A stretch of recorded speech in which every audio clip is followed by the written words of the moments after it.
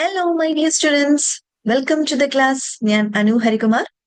നമ്മൾ ബിസിനസ് സ്റ്റഡീസിന്റെ നമുക്ക് പബ്ലിക് എക്സാമിനേഷന് വേണ്ടിയിട്ടുള്ള ചാപ്റ്റേഴ്സിന്റെ ഒരു റിവിഷൻ സെഷൻസ് ആണ് ഇപ്പോൾ നമ്മൾ നടക്കുന്നത്.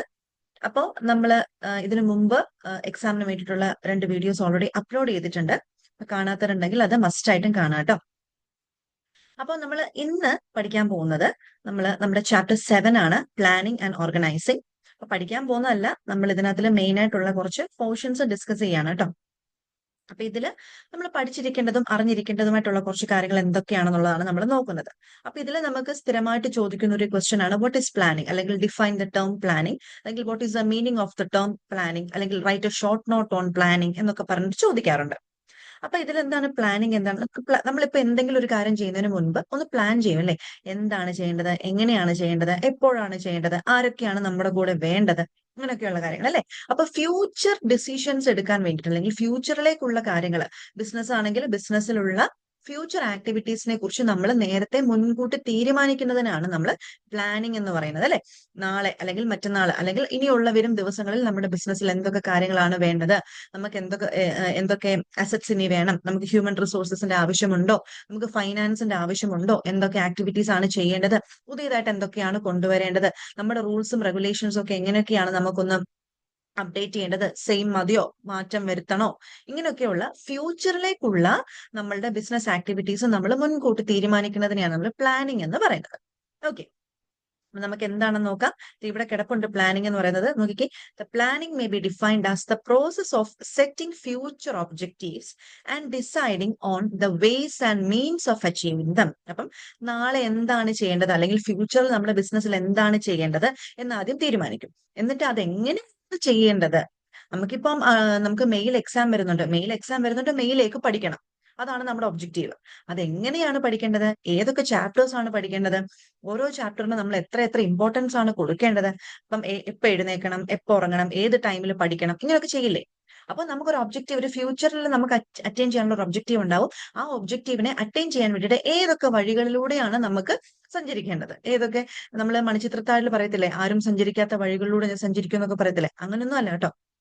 അപ്പം എങ്ങനെ നമുക്ക് നമ്മുടെ ഒബ്ജക്റ്റീവ് അറ്റൈൻ ചെയ്യാം, അപ്പം ഈ വക കാര്യങ്ങൾ നേരത്തെ നമ്മൾ തീരുമാനിക്കുന്നതിനെയാണ് നമ്മൾ എന്തെന്ന് പറയുന്നത്, പ്ലാനിങ് എന്ന് പറയുന്നത്. ഓക്കെ, അപ്പം നമുക്കിവിടെ ഒരു M.E. ഹേർലി എന്ന് പറയുന്ന ഒരു ആള് പറഞ്ഞിട്ടുണ്ട്, നമുക്ക് planning is deciding in advance, മുൻകൂട്ടി തീരുമാനിക്കുക, അതിനെയാണ് പ്ലാനിങ് എന്ന് പറയുന്നത്. What is to be done in the future, എന്താണ് ഫ്യൂച്ചറിൽ നടത്തേണ്ടതെന്ന് മുൻകൂട്ടി തീരുമാനിക്കുന്നതിനെയാണ് നമ്മൾ പ്ലാനിങ് എന്ന് പറയുന്നത്. അപ്പൊ അതിൽ എന്തൊക്കെ വരാം? It involves the selection of objectives, policies, procedures, programmes from all the objectives. Policies വരാം, പ്രൊസീജിയേഴ്സ് വരാം, ഒബ്ജക്റ്റീവ്സ് വരാം. അപ്പൊ ഇതൊക്കെ എന്താണെന്നുള്ളത് നമ്മൾ പഠിക്കുന്നുണ്ട് കേട്ടോ. പോളിസീസും പ്രൊസീജിയേഴ്സും ഒബ്ജക്റ്റീവ്സും ഒക്കെ എന്താണെന്നുള്ളത് നമ്മൾ അത് ഇമ്പോർട്ടന്റ് ആണ്, അത് പഠിക്കണം. സോ അപ്പൊ അതാണ് പ്ലാനിങ് എന്ന് പറയുന്നത്. പിന്നെ നമുക്ക് ഇതിനകത്ത് നോക്കാനുള്ളത് ഫീച്ചേഴ്സ് ഓഫ് പ്ലാനിങ് ആണ്, അതും ചോദിക്കുന്ന ഒരു ക്വസ്റ്റ്യൻ ആണ്. അപ്പൊ അതിൽ ഫസ്റ്റ് ഫീച്ചർ ആണ്, it is A primary function of A management. ഒരു മാനേജ്മെന്റിനെ സംബന്ധിച്ച് ഏറ്റവും ആദ്യം നമ്മൾ ചെയ്യേണ്ട ഒരു കാര്യമാണ് പ്ലാനിങ്. നമുക്കൊരു പ്ലാനിങ് ഉണ്ടെങ്കിൽ മാത്രമേ, നമുക്ക് ഫ്യൂച്ചറിലേക്ക് ഒരു പ്ലാൻ ഇല്ലെന്നുണ്ടെങ്കിൽ എങ്ങനെയാണ് നമ്മൾ മുന്നോട്ട് പോവുക?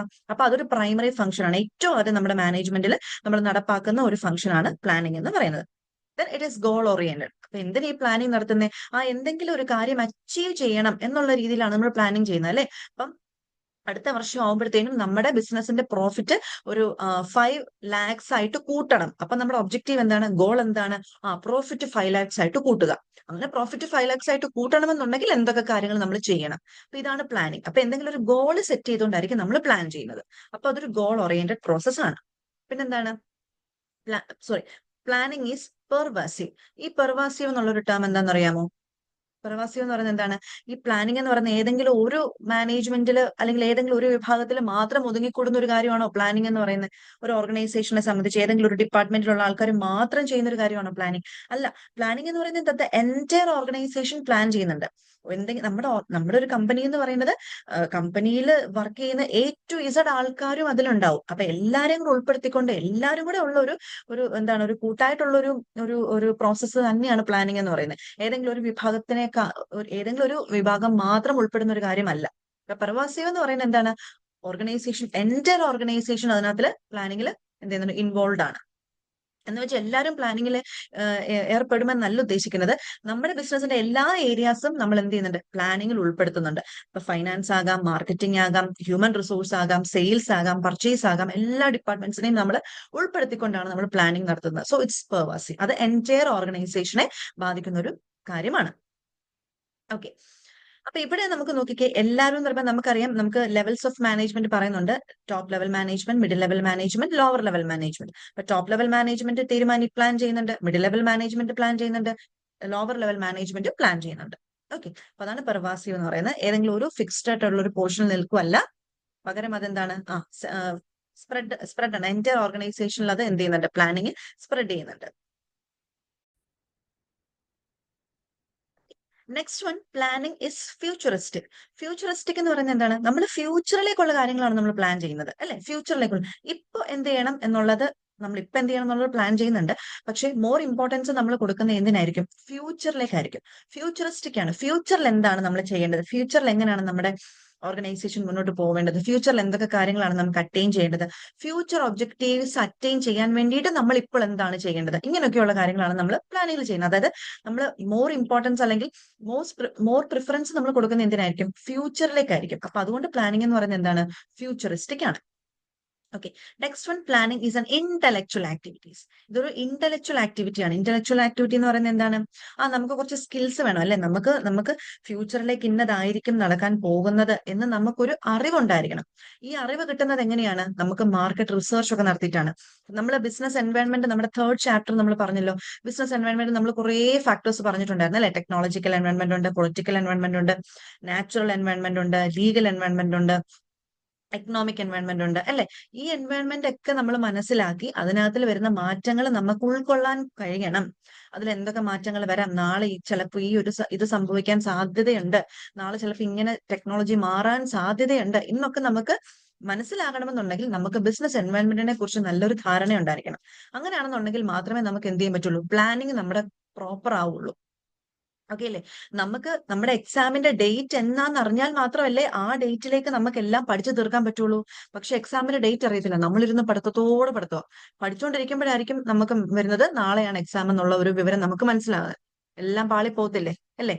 അപ്പൊ എന്ത് ചെയ്യും, നമുക്ക് കൃത്യമായിട്ട് എക്സാമിന്റെ ഡേറ്റ് എന്നാണ് അറിയാമെന്നുണ്ടെങ്കിൽ ഓക്കെ, ആ ഡേറ്റിലേക്ക് എനിക്കിപ്പം ഈ സബ്ജക്ട് എല്ലാം പഠിച്ചു തീർക്കാൻ പറ്റും എന്നുള്ളൊരു കോൺഫിഡൻസ് വരാം, നമുക്ക് അതിനനുസരിച്ച് പഠിക്കാൻ പറ്റും. അപ്പോൾ നമുക്ക് എന്താണ്, സംഭവം എന്താണെന്ന് അറിഞ്ഞിരിക്കണം, എന്നാൽ മാത്രമേ നമുക്ക് പ്ലാൻ ചെയ്യാൻ പറ്റുള്ളൂ. അപ്പൊ അതൊരു ഇന്റലക്ച്വൽ പ്രോസസ് ആണ്. നമുക്ക് എന്താണ്, കുറച്ചുകൂടെ നമുക്ക് സ്കിൽസ് യൂസ് ചെയ്തിട്ട് വേണം നമുക്ക് പ്ലാൻ ചെയ്യാൻ. ചുമ്മാ ഇരുന്ന് നമുക്ക് അങ്ങ് എന്താണ് പ്രവചിക്കാൻ പറ്റുന്ന ഒരു സംഭവം അല്ല ബിസിനസ് പ്ലാനിങ് എന്ന് പറയുന്നത്. അപ്പൊ അതിന് കുറച്ച് എന്താണ്, നമുക്ക് കുറച്ച് ഇന്റലക്ച്വൽ അല്ലെങ്കിൽ നമുക്കൊരു കോൺസെപ്ഷണൽ സ്കിൽസ് വേണം. നമുക്ക് അതിനെക്കുറിച്ചൊരു അറിവും ബോധവും ഒക്കെ ഉണ്ടെങ്കിൽ അത് നടക്കുകയുള്ളൂ. അതാണ് ഇറ്റ്സ് ഇന്റലക്ച്വൽ പ്രോസസ് എന്ന് പറയുന്നത്. പിന്നെ വരുന്നത് planning is a continuous process. Planning continuous ആയിട്ടുള്ള ഒരു പ്രോസസ്സാണ്. നമ്മുടെ ബിസിനസ് ഓർഗനൈസേഷൻ എന്ന് വരെ നിലവിലുണ്ടോ അന്ന് വരെ നമ്മൾ നടത്തേണ്ട ഒരു കാര്യമാണ് പ്ലാനിങ് എന്ന് പറയുന്നത്. ഇന്ന് നമ്മൾ പ്ലാൻ ചെയ്തു, ഈ ഒരു വർഷം നമുക്ക് ഇത്ര ലക്ഷം രൂപ നമുക്ക് പ്രോഫിറ്റ് കാണാം, ഓക്കെ, പ്ലാൻ ചെയ്തു, ഇന്ന കാര്യങ്ങളൊക്കെ ചെയ്യണം, തീർന്നു, ക്ലോസ്ഡ്. അങ്ങനെ ഇരിക്കേണ്ട ഒരു കാര്യമല്ല പ്ലാനിങ്. നമ്മുടെ ബിസിനസ് റിസ്കിലാണ്. റിസ്ക് എന്ന് പറയുന്നത് നമ്മൾ പറഞ്ഞിട്ടുണ്ട്, ബിസിനസിന്റെ ഫീച്ചേഴ്സിലൊക്കെ നമ്മൾ ഡൈനാമിക് ആണെന്നൊക്കെ പറഞ്ഞിട്ടുണ്ട്, കോംപ്ലക്സ് ആണെന്നൊക്കെ പറഞ്ഞിട്ടുണ്ട്, അല്ലെ? ഇങ്ങനെ മാറിക്കൊണ്ടിരിക്കുന്ന ഒരു എൻവയോൺമെന്റ് ആണ് ബിസിനസ് എൻവയോൺമെന്റ്. അപ്പം അവിടെ നമ്മൾ സ്ഥിരമായിട്ട് പ്ലാൻ ചെയ്തുകൊണ്ടിരിക്കണം. അതൊരു കണ്ടിന്യൂസ് ആയിട്ടുള്ള ഒരു പ്രോസസ്സാണ്. ഒരു പ്രാവശ്യം പ്ലാൻ ചെയ്തിട്ട് പിന്നെ അങ്ങ് നിർത്തി പോകേണ്ട ഒരു കാര്യമല്ല. കണ്ടിന്യൂസ് ആയിട്ട് നമ്മൾ എന്ത് ചെയ്യണം, ഈ ഒരു പ്ലാനിങ് പ്രോസസ്സ് നടത്തണം. അപ്പൊ പ്ലാനിങ് എന്ന് പറയുന്ന ഒരു കണ്ടിന്യൂസ് പ്രോസസ് ആണ്. Next one, planning involves making choices. അപ്പൊ പ്ലാനിങ്ങിനകത്തിൽ ചോയ്സസ് ഉണ്ട്. അപ്പൊ നമുക്ക് എക്സാമ്പിൾ പറയാം. അപ്പം എന്താണ്, നമുക്ക് മെയ് 6th നമ്മുടെ എക്സാം ആണ്, നമ്മുടെ ബിസിനസ് സ്റ്റഡീസിന്റെ എക്സാം ആണ്. അപ്പം നമ്മൾ പറയാണ് മെയ് 6th ആകുമ്പോഴത്തേനും എന്റെ പോർഷൻസ് തീർക്കണം. അപ്പം ഓരോ ദിവസവും ഓരോരോ ചാപ്റ്റർ വെച്ച് വേണമെങ്കിൽ പഠിക്കാം. അതല്ലാന്നുണ്ടെങ്കിൽ ഇന്ന് 2 ചാപ്റ്റർ, നാളെ ബിസിനസ് സ്റ്റഡീസ് പഠിക്കണ്ട, അടുത്ത ദിവസം വീണ്ടും 2 ചാപ്റ്റർ, അങ്ങനെ പഠിക്കാം. അല്ലാന്നുണ്ടെങ്കിൽ ഇന്ന് 2 ചാപ്റ്റർ, നാളെ 2 ചാപ്റ്റർ, മറ്റന്നാൾ 2 ചാപ്റ്റർ, അങ്ങനെ പഠിക്കാം, അല്ലെ? എങ്ങനെ പഠിച്ചാലും നമ്മുടെ എക്സാമിന്റെ ഡേറ്റിന് മുമ്പ് പോർഷൻസ് തീർക്കണം. അപ്പം ഒരുപാട് ചോയ്സസ് ഉണ്ട്. ഒന്നെങ്കിൽ ഓരോ ദിവസവും ഓരോ ചാപ്റ്റർ പഠിക്കാം, അല്ലെങ്കിൽ ഇടവിട്ട് പഠിക്കാം, അല്ലെങ്കിൽ എല്ലാ ദിവസവും 2 ചാപ്റ്റർ വെച്ച് പഠിക്കാം. അപ്പൊ ഇഷ്ടംപോലെ ചോയ്സസ് ഉണ്ട്. ഇതിൽ ഏതാണോ കുറച്ചും കൂടെ കൺവീനിയന്റ് ആയിട്ടുള്ള ചോയ്സ്, അതായിരിക്കും നമ്മൾ ചൂസ് ചെയ്യുന്നത്. ഇപ്പൊ ബിസിനസ്സിലും അങ്ങനെയായിരിക്കും. നമുക്ക് പ്രോഫിറ്റ് കിട്ടണം എന്നുള്ളതായിരിക്കും നമ്മുടെ ഗോള്. അപ്പൊ അതെങ്ങനെ നമുക്ക് വളരെ എളുപ്പത്തിൽ നമുക്ക് ഒരുപാട് നഷ്ടമൊന്നും കൂടാതെ പെട്ടെന്ന് കിട്ടാം എന്നുള്ളതാണ് ബിസിനസ് നോക്കുന്നത്. അപ്പൊ ഒരുപാട് ചോയ്സസ് ഉണ്ടാവും, ഏതൊക്കെ രീതിയിൽ നമുക്ക് അറ്റൈൻ ചെയ്യാം എന്നുള്ള കുറെ ഓൾട്ടർനേറ്റ് ചോയ്സസ് ഉണ്ടാവും. ആ ചോയ്സസിനകത്തുനിന്ന് ഏറ്റവും ബെസ്റ്റ് ആയിട്ടുള്ള ചോയ്സ് ആയിരിക്കും ഇവർ തിരഞ്ഞെടുക്കുന്നത്. അപ്പൊ എന്താണ് planning involves making choices. Last one is planning is flexible. Planning എന്ന് പറയുന്നത് ഫ്ലെക്സിബിൾ ആണ്. കാരണം എന്താ, നമ്മുടെ ബിസിനസ് ഓർഗനൈസേഷൻ കോംപ്ലക്സ് ആണ്, ഡൈനമിക് ആണ്, ഇങ്ങനെ മാറിക്കൊണ്ടേയിരിക്കും. ബിസിനസ് എൻവയോൺമെന്റിൽ ഉണ്ടാകുന്ന ചേഞ്ചസിനനുസരിച്ച് നമ്മുടെ ബിസിനസ്സിൽ നമ്മൾ നടത്തുന്ന പ്ലാനിങ്ങും നമ്മുടെ റൂൾസും ഒക്കെ എന്ത് ചെയ്യണം, നമ്മൾ ചെറുതായിട്ട് മാറ്റിക്കൊണ്ടേയിരിക്കണം. എന്നാൽ മാത്രമേ നമുക്ക് മുന്നോട്ട് പോകാൻ പറ്റുള്ളൂ, നിലനിന്ന് പോകാൻ പറ്റുള്ളൂ. അപ്പൊ പ്ലാനിങ് എന്ന് പറയുന്നത് ഫ്ലെക്സിബിൾ ആണ്. മാറ്റങ്ങൾക്കനുസരിച്ച് നമുക്ക് പ്ലാനിങ്ങിൽ നമുക്ക് എന്ത് ചെയ്യാം, മാറ്റങ്ങൾ വരുത്താം. റിജിഡ് ആയിട്ടുള്ള ഒരു റൂൾസ് ഒന്നും പ്ലാനിങ്ങിൽ ഇല്ല. ഇതാണ് നമ്മുടെ ക്യാരക്ടറിസ്റ്റിക് ഫീച്ചേഴ്സ്. അപ്പൊ ഇത് നമ്മൾ പഠിച്ചു വെച്ചിരിക്കുക. പിന്നെ ഇമ്പോർട്ടൻസ് ഓഫ് പ്ലാനിങ് ഉണ്ട്. അപ്പൊ എന്താണ് ഇമ്പോർട്ടൻസ് ഓഫ് പ്ലാനിങ്ങിൽ, നമുക്ക് ഇമ്പോർട്ടൻസ് ഓഫ് പ്ലാനിങ് വളരെ ഇമ്പോർട്ടന്റ് ആയിട്ടുള്ള ഒരു പോർഷൻ തന്നെയാണ്. പ്ലാനിങ്ങിൽ ഒട്ടുമിക്ക കാര്യങ്ങളെല്ലാം ഇമ്പോർട്ടന്റ് ആണ് കേട്ടോ. നെക്സ്റ്റ് വരുന്നത് ഇമ്പോർട്ടൻസ് ഓഫ് പ്ലാനിങ് ആണ്. ഇമ്പോർട്ടൻസ് ഓഫ് പ്ലാനിങ്ങിൽ ആദ്യത്തേതാണ് provides direction to action. Planning എന്ന് പറയുമ്പോൾ നമുക്ക് മുൻകൂട്ടി ധാരണ ഉണ്ടെങ്കിലല്ലേ നമുക്ക് മുന്നോട്ട് പോകാൻ പറ്റുള്ളൂ, അല്ലേ? അപ്പം എന്താണ്, ഫോർ എക്സാമ്പിൾ നമ്മളിപ്പോ ഏതെങ്കിലും ഒരു സ്ഥലത്തേക്ക് പോവാണ്.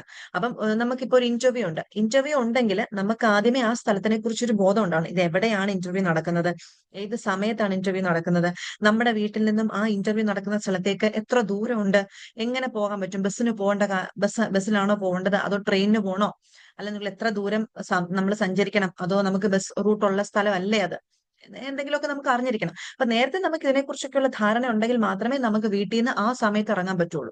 ഇപ്പൊ ഒരു 2-3 മണിക്കൂർ പോകേണ്ട ഒരു ഡിസ്റ്റൻസ് ഉണ്ടെന്നുണ്ടെങ്കിൽ ഒരു 10 മണിക്കാണ് നമുക്ക് ഇന്റർവ്യൂ എന്ന് നമുക്ക് അറിഞ്ഞാൽ, നല്ല ദൂരം ഉണ്ടെന്നുണ്ടെങ്കിൽ നമുക്ക് ഒരു 6 മണിയാകുമ്പോൾ വീട്ടിൽ നിന്ന് ഇറങ്ങാം. അപ്പൊ കുറച്ച് നേരത്തെ എത്തും, അല്ലേ? അപ്പൊ നമുക്ക് ഇത് എവിടെയാ നടക്കുന്നതെന്ന് മാത്രം അറിയത്തുള്ളൂ. ഇത് എപ്പോഴാണ് നടക്കുന്നത്, നമ്മുടെ വീട്ടിൽ നിന്ന് എത്ര ദൂരം ഉണ്ട്, ഇതൊന്നും അറിയത്തില്ല. അപ്പൊ നമുക്ക് തോന്നുന്ന ടൈമിൽ ഇറങ്ങിയിട്ട് കാര്യമുണ്ടോ, ഇല്ല. അപ്പൊ നമുക്ക് എന്താണ് പ്ലാനിങ് എന്ന് പറയുന്നത്, കറക്റ്റ് ആയിട്ട് നമ്മുടെ ഗോൾ അച്ചീവ് ചെയ്യാൻ വേണ്ടിയിട്ടുള്ള എല്ലാ സ്റ്റെപ്സും നമുക്ക് പ്ലാനിങ്ങിലൂടെ കിട്ടുന്നുണ്ട്. ഇങ്ങനെ ചെയ്യണം, അങ്ങനെ ചെയ്യണം, എന്താണ് ചെയ്യേണ്ടത്, എപ്പോഴാണ് ചെയ്യേണ്ടത്, എല്ലാ കാര്യങ്ങളും നമുക്ക് പ്ലാനിങ്ങിലൂടെ നമുക്ക് കിട്ടും. അപ്പൊ അതൊരു ഡയറക്ഷൻ ആണ്, നമുക്ക് ജോലി ചെയ്യാൻ വേണ്ടിയിട്ടുള്ള ഒരു ഡയറക്ഷൻ നമുക്ക് പ്ലാനിങ് തരുന്നുണ്ട്. അപ്പൊ അതാണ് first importance. Next one, planning reduces risk and uncertainty. Planning എന്ന് പറയുന്നത് നമ്മൾ പറഞ്ഞു ഫ്യൂച്ചറിസ്റ്റിക് ആണ്, അല്ലെ?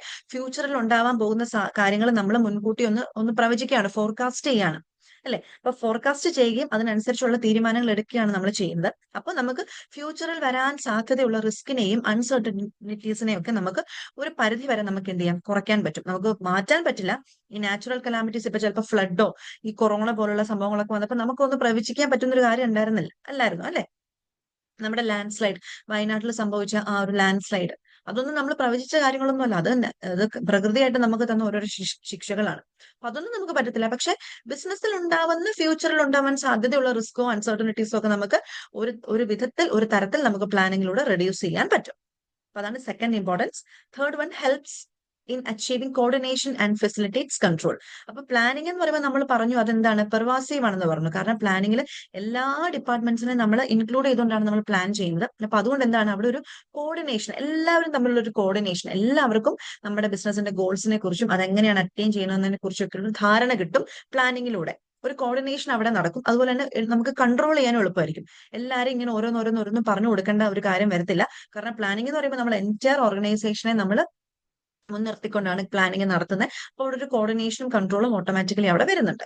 Okay, then planning facilitates decision making. അപ്പൊ നമുക്ക് പ്ലാനിങ് നാളെ അല്ലെങ്കിൽ ഈ ഒരു വർഷം നമുക്ക് ഇതാണ് ചെയ്യേണ്ടത്, അപ്പൊ ഇതാണ് ചെയ്യേണ്ട ഒരു ഗോൾ സെറ്റ് ചെയ്ത് കഴിഞ്ഞാൽ എന്താണ്, നമുക്ക് ഇത് ചെയ്യാം, ഇങ്ങനെ ചെയ്യാം, അല്ലെങ്കിൽ അങ്ങനെ ചെയ്യാം, അല്ലെങ്കിൽ ഇന്ന് ഇത് ചെയ്താൽ നമുക്ക് കുറച്ച് ദിവസം കഴിയുമ്പോൾ നമുക്ക് അതിന്റെ ഒരു പോസിറ്റീവ് റിസൾട്ട് കിട്ടും എന്നൊക്കെ നമുക്ക് ഒരു ഡിസിഷൻ എടുക്കാനായിട്ട് പ്ലാനിങ് നമ്മളെ സഹായിക്കുന്നുണ്ട്.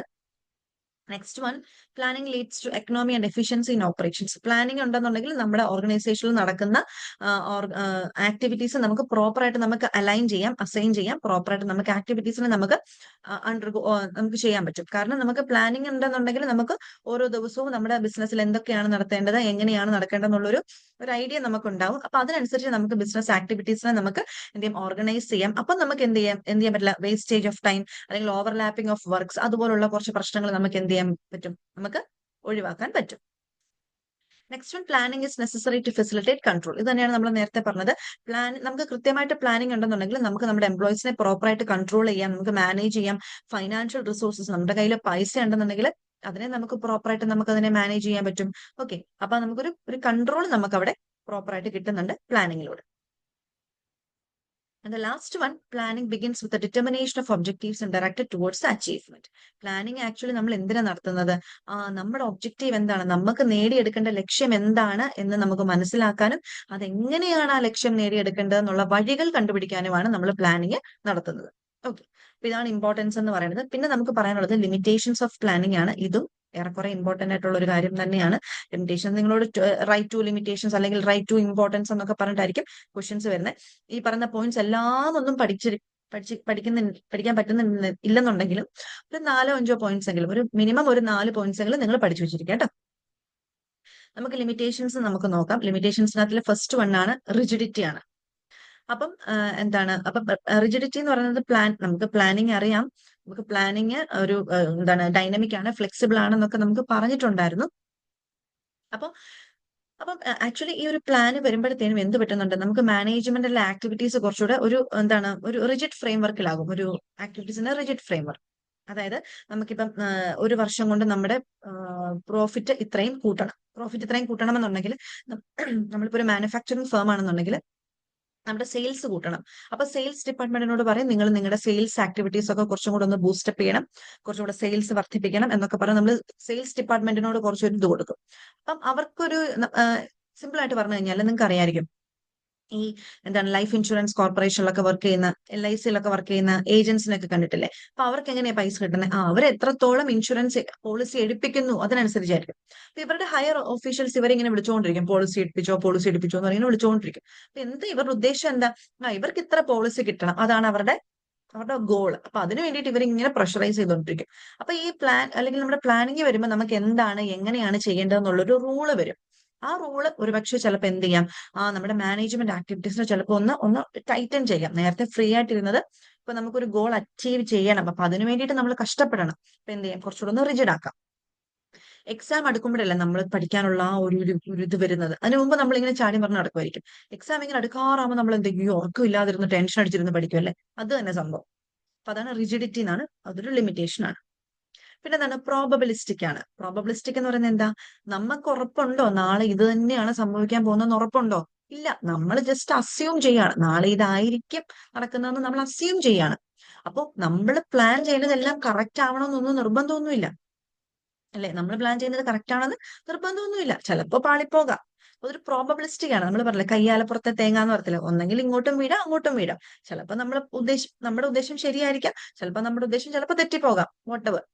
അപ്പൊ അതൊരു പ്രോബബിലിസ്റ്റിക് ആയിട്ടുള്ള ഒരു ആക്ടിവിറ്റി ആണ്. അത് നമുക്ക് ഉറപ്പൊന്നുമില്ല, പക്ഷെ നമ്മൾ പ്ലാൻ ചെയ്യുന്നു, അത്രേ ഉള്ളൂ. അപ്പൊ അതൊരു പ്രോബബിലിസ്റ്റിക് ആണ്, അപ്പൊ അതൊരു ലിമിറ്റേഷൻ ആണ്. Next one, expensive and time consuming. ഇപ്പൊ ഈ പ്ലാനിങ് എന്ന് പറയുന്നത് നമുക്ക് ചുമ്മാ ഇരുന്ന് എന്തെങ്കിലും ഒന്ന് പ്ലാൻ എന്തെങ്കിലും ഒന്ന് പറഞ്ഞാൽ തീരുന്ന ഒരു കാര്യമല്ല.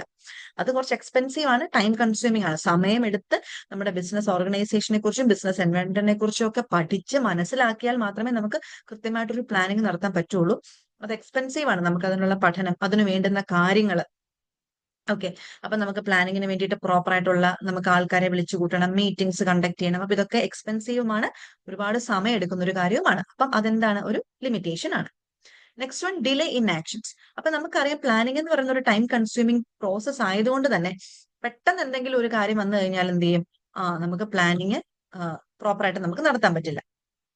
നമുക്ക് എന്താണ്, പെട്ടെന്നൊരു ഡിസിഷൻ എടുക്കണം, അപ്പൊ നമുക്ക് എന്ത് ചെയ്യാൻ പറ്റില്ല, പ്ലാനിങ്ങിൽ നമുക്ക് ഡിപ്പെൻഡ് ചെയ്യാൻ പറ്റത്തില്ല. നമുക്ക് ഇങ്ങനെ ഇപ്പം ഇന്ന് നമ്മുടെ കമ്പനിക്ക് ഒരു പ്രശ്നം ഉണ്ടായി, ഇപ്പൊ പെട്ടെന്നൊരു തീരുമാനം എടുക്കണം എന്നുണ്ടെങ്കിൽ നമ്മൾ എല്ലാവരെയും വിളിച്ചു കൂട്ടി ഇങ്ങനെ ആലോചിച്ചുകൊണ്ടിരുന്നിട്ട് കാര്യമില്ല, പെട്ടെന്ന് ക്വിക്ക് ആയിട്ട് ഡിസിഷൻ എടുക്കണം. അപ്പം പ്ലാനിങ്ങിന്റെ കേസിൽ നമുക്ക് ക്വിക്ക് ഡിസിഷൻസ് എടുക്കാൻ പറ്റില്ല. അവിടെ എന്തേ പറ്റുള്ളൂ, ഡിലേ ആണ്. കാരണം അത് ടൈം കൺസ്യൂമിങ് പ്രോസസ് ആയതുകൊണ്ട് ക്വിക്ക് ഡിസിഷൻസ് നമുക്ക് പറ്റില്ല. പിന്നെ മിസ് ഡയറക്ഷൻ. ഇവിടെ പറയുന്നത്, planning may be use to serve individual and group interest of the organisation may be ignored. അപ്പൊ നോക്കിക്കേ, മിസ് ഡയറക്ഷൻ എന്ന് പറയുന്നത് നമുക്കറിയാം, നമ്മുടെ ഓർഗനൈസേഷനിൽ ഒരു 100 പേര് വർക്ക് ചെയ്യുന്നുണ്ടെങ്കിൽ 100 പേരുടെയും ഇഷ്ടത്തിനനുസരിച്ചാണ് ഒരു ഓർഗനൈസേഷനിൽ പ്ലാനിങ് നടത്തുന്നത്? അല്ല, എല്ലാരെയും കൂടിയിരുത്തി വല്ലതും പറയുമായിരിക്കും, പക്ഷെ എല്ലാവരുടെയും കൂടെ അഭിപ്രായം നോക്കിയിട്ടൊന്നും അല്ല ഒരു ഓർഗനൈസേഷനിൽ പ്ലാനിങ് നടക്കുന്നത്. അപ്പൊ ഒരു പക്ഷെ ചിലപ്പോ ഈ പ്ലാൻസ് ചിലപ്പം അത് അക്സെപ്റ്റ് ചെയ്യാൻ പറ്റുന്നതായിരിക്കത്തില്ല, ചിലർക്ക് അക്സെപ്റ്റ് ചെയ്യാം, പക്ഷെ ചിലർക്ക് അക്സെപ്റ്റ് ചെയ്യാൻ പറ്റുന്നതായിരിക്കത്തില്ല. അതൊരു മിസ് ഡയറക്ഷൻ ആണ്. Next one, this is a false sense of security. അതെന്താണ്, ഇതൊരു തെറ്റായ ധാരണയാണ്. പ്ലാനിങ്, നമ്മൾ ഒരു ഓർഗനൈസേഷനിൽ പ്ലാനിങ് ഉണ്ടെന്ന് ടങ് ട്വിസ്റ്റ് ആവുകയാണല്ലോ. ഒരു ഓർഗനൈസേഷനിൽ പ്ലാനിങ് ഉണ്ട് എന്ന് പറഞ്ഞാൽ ആ പ്ലാൻ കറക്റ്റ് ആയിരിക്കും, ആ ഓർഗനൈസേഷനിൽ തീരുമാനങ്ങൾ കറക്റ്റ് ആയിരിക്കും, അവർക്ക് ആ വർഷം അവരുദ്ദേശിച്ച പ്രോഫിറ്റ് കിട്ടും എന്നുള്ള ഒരു ഉറപ്പല്ല പ്ലാനിങ്. നമ്മൾ ഇതിന് തൊട്ട് മുമ്പ് പറഞ്ഞു പ്രോബബിലിസ്റ്റിക് എന്ന് പറഞ്ഞല്ലേ. കയ്യാലപ്പുറത്തെ തേങ്ങ പോലെ, ചിലപ്പോ നടക്കും ചിലപ്പം നടക്കത്തില്ല, അങ്ങനെ. അപ്പം അതുകൊണ്ട് തന്നെ നമുക്ക് അതിനകത്തൊരു ഒരു ഒരു ഒരു നമുക്കൊരു അല്ലെങ്കിൽ ഒരു സെർട്ടനിറ്റി കണ്ടുപിടിക്കാൻ പറ്റാത്തത് കൊണ്ട് ഇതൊരു ഉറപ്പായിട്ടുള്ള ഒരു കാര്യമല്ല പ്ലാനിങ് എന്ന് പറയുന്നത്. ഇത് ദേ നടക്കുള്ളൂ എന്ന് നമുക്ക് പറയാൻ പറ്റത്തില്ല. ഒരു ഫോൾസ് സെൻസ് ഓഫ് സെക്യൂരിറ്റി ആണ്. നമ്മളിത് പ്രൊട്ടക്റ്റഡ് അല്ല. നമ്മുടെ ബിസിനസ് ഒരിക്കലും പ്ലാനിങ് നടന്നു എന്ന് പറഞ്ഞുകൊണ്ട് നമ്മുടെ ബിസിനസ് ഒരിക്കലും പ്രൊട്ടക്റ്റഡ് അല്ല, നമ്മുടെ സെക്യൂർഡ് അല്ല. ജസ്റ്റ് നമ്മളൊരു ഒരു അസംഷൻ നടത്തുന്നു എന്ന് മാത്രമേ ഉള്ളൂ പ്ലാനിങ്ങിലൂടെ. അത് അസംഷൻ നടത്താൻ വേണ്ടിയിട്ട് നമ്മൾ ഒരുപാട് കഷ്ടപ്പെടണം, നമുക്ക് ഒരുപാട് അറിവുണ്ടാവണം, നമുക്ക് സ്കിൽ ഉണ്ടാവണം, നമുക്ക് നോളജ് ഒക്കെ ഉണ്ടാവണം. പക്ഷെ അതെന്തല്ല, അതൊരു സർട്ടൺ ആയിട്ടുള്ള ഒരു കാര്യമല്ല. അതാണ് ഫോൾസ് സെൻസ് ഓഫ് സെക്യൂരിറ്റി എന്ന് പറയുന്നത്. ഓക്കെ, അപ്പൊ ഇതാണ് പ്ലാനിങ്ങിൽ നമുക്ക് പഠിക്കാനുള്ളത്. പിന്നെ നിങ്ങൾക്ക് പഠിക്കാനുള്ളത് നെക്സ്റ്റ് വൺ പ്ലാനിങ് പ്രോസസ് ആണ്. പ്ലാനിങ് പ്രോസസ് ഇമ്പോർട്ടന്റ് ആണ്. പ്ലാനിങ് പ്രോസസ്സ് നിങ്ങൾക്ക് പഠിക്കണം. അത് ഈ ഒരു ഫ്ലോ ചാർട്ട് നിങ്ങൾക്ക് കണ്ട് ഈ ഒരു ഫ്ലോ ചാർട്ട് നിങ്ങൾക്ക് മനസ്സിലാക്കി വെക്കുക. പ്ലാനിങ് നടത്തുന്നത് എങ്ങനെയാണ് എന്നുള്ളത് നിങ്ങൾക്ക് അറിഞ്ഞിരിക്കണം കേട്ടോ. അപ്പൊ അതിൽ ആദ്യത്തേതാണ് എസ്റ്റാബ്ലിഷ്മെന്റ് ഓഫ് ഒബ്ജക്റ്റീവ്സ്. നമുക്ക് എന്താണ് അറ്റൈൻ ചെയ്യേണ്ടത്, നമ്മുടെ ലക്ഷ്യം എന്താണെന്നുള്ളത് നമുക്ക് ആദ്യം നമ്മൾ മനസ്സിലാക്കാം. അപ്പം ഈ വർഷം നമുക്ക് 5 ലക്ഷം രൂപ പ്രോഫിറ്റ് കിട്ടണം എന്നുള്ളതാണ് നമ്മുടെ ഒബ്ജക്റ്റീവ്. അപ്പൊ അത് നമ്മൾ സെറ്റ് ചെയ്ത് വെക്കുക. ഇനി മേക്കിംഗ് അസംഷൻസ്. അപ്പൊ എന്താണ്, നമ്മൾ എന്തൊക്കെയാണ് നമ്മള് നമ്മുടെ ഇപ്പോഴത്തെ നമ്മുടെ ബിസിനസിന്റെ ഒരു സ്ഥിതിഗതി എന്താണ്, നമ്മൾക്ക് ആ 5 ലക്ഷം രൂപ നമുക്ക് അറ്റൈൻ ചെയ്യാനുള്ള ഒരു സിറ്റുവേഷൻ നമുക്കിപ്പോ നമ്മുടെ ബിസിനസ്സിനുണ്ടോ, നമുക്ക് നാളെ അത് അറ്റൈൻ ചെയ്യാൻ പറ്റുമോ എന്നൊക്കെയുള്ള കാര്യങ്ങൾ നമ്മൾ നോക്കണം. ബിസിനസിന്റെ എൻവയോൺമെന്റിനെ കുറിച്ചും ബിസിനസ് പ്രിമൈസസിനെ കുറിച്ചും നമുക്കൊരു ധാരണ വരുത്തും. പ്രിമൈസസ് എന്താണെന്നുള്ളത് നമ്മൾ ഇനി പഠിക്കുന്നുണ്ട് കേട്ടോ. പ്രിമൈസസ് എന്ന് പറഞ്ഞു കഴിഞ്ഞാൽ നമ്മുടെ ഫ്യൂച്ചർ ബിസിനസ് എൻവയോൺമെന്റ് ആണ്. ബിസിനസ് എൻവയോൺമെന്റ് എന്താണെന്ന് നിങ്ങൾക്കറിയാം. ഫ്യൂച്ചർ ബിസിനസ് എൻവയോൺമെന്റ്, ഭാവിയിൽ ഉണ്ടാകാൻ പോകുന്ന ബിസിനസിനെ കുറിച്ചാണ് ഭാവിയിലുള്ള ബിസിനസ് എൻവയോൺമെന്റിനെയാണ് നമ്മൾ ബിസിനസ് പ്രിമൈസസ് എന്ന് പറയുന്നത്. കാരണം പ്ലാനിങ് എന്ന് പറയുന്നത് നമ്മൾ ഫ്യൂച്ചറിസ്റ്റിക് ആണ്, ഫ്യൂച്ചറിനെ കുറിച്ചുള്ള കാര്യങ്ങളാണ് നമ്മൾ പ്ലാൻ ചെയ്യുന്നത്.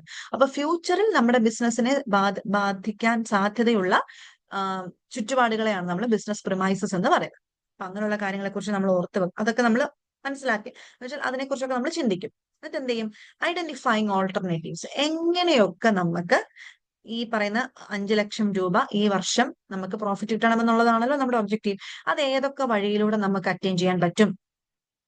നമുക്ക് ഇപ്പം നിലവിലുള്ള പ്രൊഡക്റ്റ് മാറ്റിയിട്ട് പുതിയ പ്രൊഡക്റ്റ് നമ്മൾ ഉണ്ടാക്കേണ്ട കാര്യമുണ്ടോ, അതോ ഇപ്പോഴത്തേനേക്കാളും കുറച്ചും കൂടെ സെയിൽസ് കൂട്ടിയാൽ മതിയോ, അതോ നമുക്ക് ഇപ്പൊ നിലവിലുള്ള പ്രൊഡക്റ്റിൽ എന്തെങ്കിലും മാറ്റങ്ങൾ വരുത്തേണ്ടതായിട്ടുണ്ടോ, അല്ലാന്നുണ്ടെങ്കിൽ നമുക്ക് വേറെ ആൾക്കാരെ, കുറച്ചുകൂടെ സ്കിൽഡ് ആയിട്ടുള്ള ആൾക്കാരെ നമ്മൾ റിക്രൂട്ട് ചെയ്യണോ, ഇങ്ങനെയൊക്കെയുള്ള കുറെ ഓൾട്ടർനേറ്റീവ്സ് എന്ത് ചെയ്യും, നമ്മൾ ഐഡന്റിഫൈ ചെയ്യും.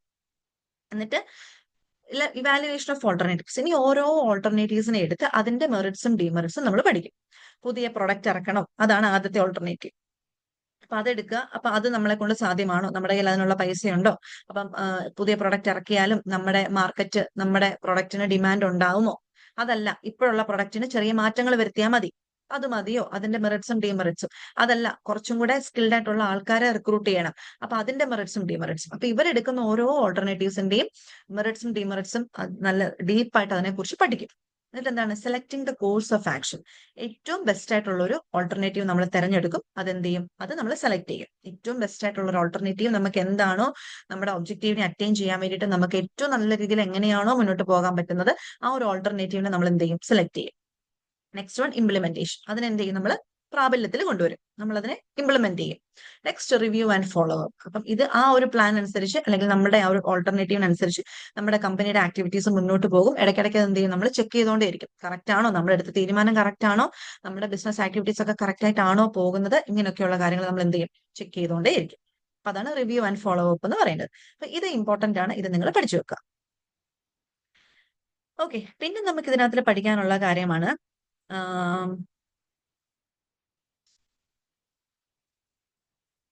Types of plans. ഇത് നിങ്ങളോട് ചോദിക്കും. ടൈപ്സ് ഓഫ് പ്ലാൻസ് ഇമ്പോർട്ടന്റ് ആണ്. നമുക്കൊരു സത്യത്തിൽ പറഞ്ഞാൽ നമുക്ക് എല്ലാം ഇമ്പോർട്ടന്റ് ആണല്ലേ. ടൈപ്സ് ഓഫ് പ്ലാൻസ് ഇമ്പോർട്ടന്റ് ആണ്. ടൈപ്സ് ഓഫ് പ്ലാൻസ് കഴിഞ്ഞു കഴിഞ്ഞാൽ പിന്നെ വരുന്നത് നമ്മുടെ ഒരു ബിസിനസ് പ്രിമൈസസ് വരുന്നുണ്ട്. ഇവിടെ നമ്മുടെ ബിസിനസ് പ്രിമൈസസ് എന്ന് പറയുന്ന ഒരു ടോപ്പിക് വരുന്നുണ്ടല്ലോ. അതെവിടെയാണത്? അതെ, ഇവിടെ ഉണ്ട്. സോറി സോറി, ഇവിടെ ഉണ്ടായിരുന്നു കേട്ടോ. പ്രിമൈസസ്. Okay, planning premises.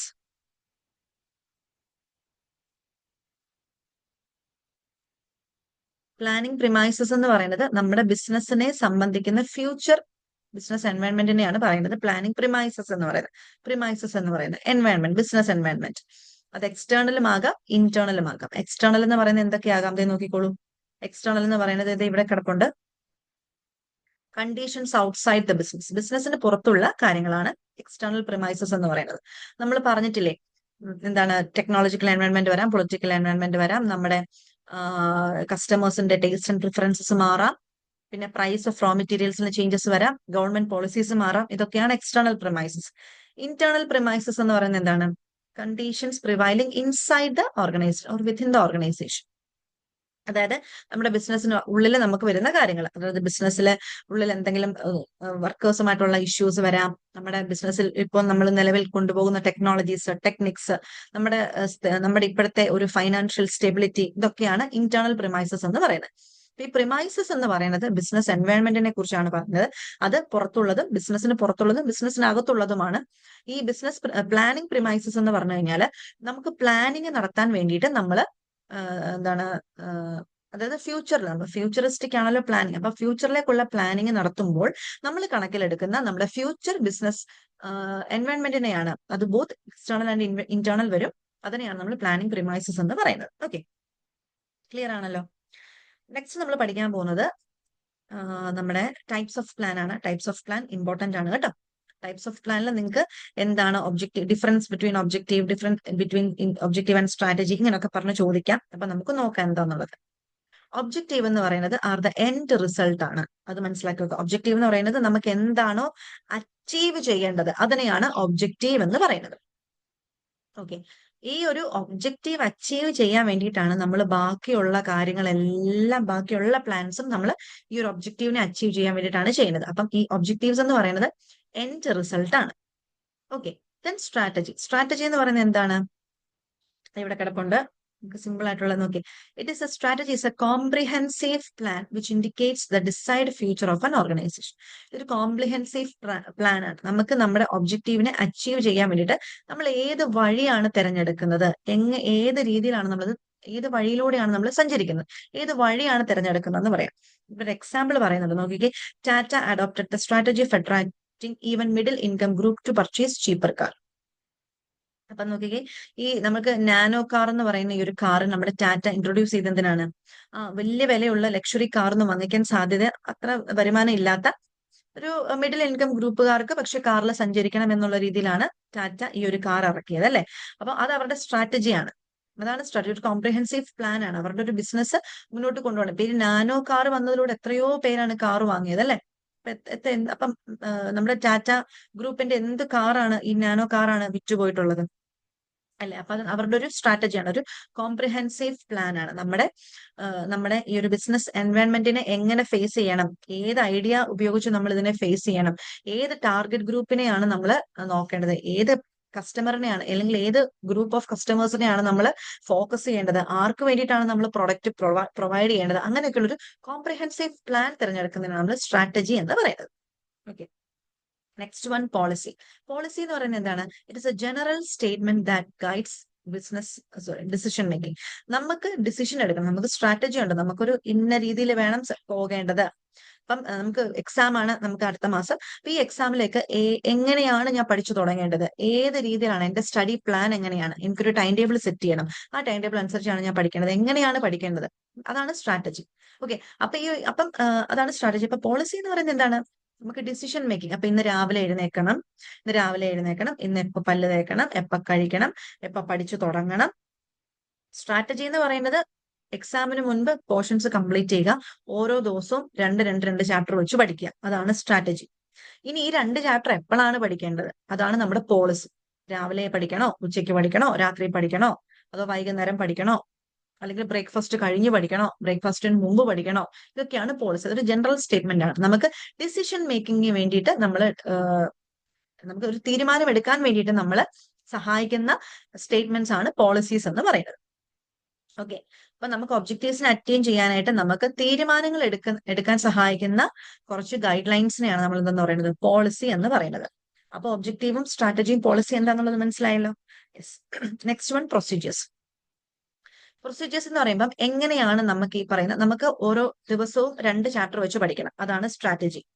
എപ്പോഴാണ് പഠിക്കേണ്ടത്? രാവിലെ എഴുന്നേൽക്കുന്നു, പല്ല് തേക്കുന്നു, ഭക്ഷണം കഴിക്കുന്നു, പിന്നെ എന്താണ്, പഠിച്ചു തുടങ്ങുന്നു, ഈ സമയത്ത് പഠിക്കുന്നു. അതാണ് നമ്മുടെ പോളിസി. ഇനി എന്തെങ്കിലുമൊക്കെ പഠിച്ചാൽ മതിയോ? ഇല്ല. നമുക്ക് ആദ്യമേ നമുക്ക് ഫസ്റ്റ് നമ്മുടെ ബിസിനസ് അല്ലെങ്കിൽ പ്ലാനിങ് ആൻഡ് ഓർഗനൈസിംഗ് എന്നുള്ള ചാപ്റ്റർ ആണ് നമുക്ക് ആദ്യം തുടങ്ങേണ്ടത്. അപ്പൊ ആദ്യം എന്ത് വേണം? ആദ്യം ഒരു ബുക്കൊക്കെ എടുത്തു വെക്കണം, നമ്മുടെ ടെക്സ്റ്റ് ബുക്കൊക്കെ എടുത്തു വെക്കണം, നമുക്കൊരു പേപ്പറും പേനയും ഒക്കെ എടുത്തു വെക്കണം. ഏത് ചാപ്റ്റർ മുതൽ പഠിക്കണം, ഏതാണ് ഇമ്പോർട്ടന്റ് എന്നുള്ളത് ഒരു സ്റ്റെപ്പ് ബൈ സ്റ്റെപ്പ് ആയിട്ട് നമ്മൾ പഠിക്കുന്നുണ്ട്. പ്രൊസീജിയേഴ്സ്. ഓക്കെ, എങ്ങനെയാണ് പഠിക്കേണ്ടത്? ഇപ്പൊ ഏതിലൂടെയൊക്കെയാണ് നമുക്ക് പഠിക്കേണ്ടത്? നമുക്ക് ക്ലാസ് കണ്ടു പഠിക്കണോ, അതോ അതിന്റെ കൂട്ടത്തിൽ തന്നെ ടെക്സ്റ്റ് ബുക്ക് നോക്കി പഠിക്കണോ? അതെ, നമുക്ക് നമുക്കൊരു പോളിസി ഉണ്ട്, ഇപ്പൊ പഠിക്കണം. ആ ഒരു പഠനം സ്റ്റാർട്ട് ചെയ്യാൻ വേണ്ടിയിട്ടുള്ള കുറച്ച് ഗൈഡ് ലൈൻസ്, അതിനെയാണ് നമ്മൾ പ്രൊസീജിയേഴ്സ് എന്ന് പറയുന്നത്. മനസ്സിലായോ? നിങ്ങളിപ്പോ ഈ ഒരു ഇഗ്നോയിൽ നിങ്ങൾക്ക് ഇപ്പൊ ക്ലാസ് സ്റ്റാർട്ട് ചെയ്തപ്പോ നിങ്ങൾ ചുമ്മാ കയറി ഇരുന്ന് പഠിക്കാനാണ് തുടങ്ങിയത്? അല്ല, ഇതിനു മുമ്പ് കുറച്ച് പ്രോസസ്സ് ഉണ്ടായിരുന്നു അല്ലെ? നിങ്ങൾ രജിസ്റ്റർ ചെയ്തു, നിങ്ങൾക്ക് പിന്നെ അതിന്റെ കാര്യങ്ങളെല്ലാം അഡ്മിഷൻ എടുത്തു അല്ലെ? ബാക്കിയുള്ള കുറച്ച് ഫോർമാലിറ്റീസും ഡോക്യുമെന്റേഷനും ഒക്കെ കഴിഞ്ഞിട്ടാണ് നിങ്ങൾ പഠിക്കാൻ തുടങ്ങിയത്. അപ്പൊ ഒരു കുറച്ച് പ്രൊസീജിയേഴ്സ് കഴിഞ്ഞിട്ടാണ്, കുറച്ച് സ്റ്റെപ്സ് ഒക്കെ കഴിഞ്ഞിട്ടാണ് നിങ്ങൾ പഠിക്കാൻ തുടങ്ങിയത്. അതാണ് പ്രൊസീജിയേഴ്സ് എന്ന് പറയാം. ഓക്കെ, സോ അതാണ് പ്രൊസീജിയർ എന്ന് പറയുന്നത്. ഒരു സ്റ്റെപ്പ് ബൈ സ്റ്റെപ്പ്, ഒരു സീക്വൻസ് ഓഫ് വർക്ക് ആണ്. ഇത് കഴിഞ്ഞിട്ട് ഇത് കഴിഞ്ഞിട്ട് ഇത്, അങ്ങനെ അങ്ങനെ ഒരു സ്റ്റെപ്പ് ബൈ സ്റ്റെപ്പ് വർക്ക് ചെയ്യണം നമ്മൾ. അപ്പൊ അതിനാണ് പ്രൊസീജിയേഴ്സ് എന്ന് പറയാം. Next one methods. ഏത് മെത്തേഡാണ് നമ്മൾ യൂസ് ചെയ്യേണ്ടത്? മെത്തേഡ്സ് എന്ന് പറയുന്നത് ഇപ്പൊ ഒരു ബിസിനസിനെ സംബന്ധിച്ച് ഏത് മെത്തേഡാണ്? ക്യാപിറ്റൽ സെന്റേർഡ് ആണോ, അതോ ഹ്യൂമൻ സെന്റേർഡ് ആണോ? അതായത് നമുക്ക് എന്താണ്, മെഷീൻസ് യൂസ് ചെയ്തിട്ട് വേണോ നമ്മുടെ വർക്ക് തുടങ്ങാൻ, അതോ ഹ്യൂമൻ ബീങ്സ് മതിയോ, ഹ്യൂമൻ റിസോഴ്സസ് മതിയോ?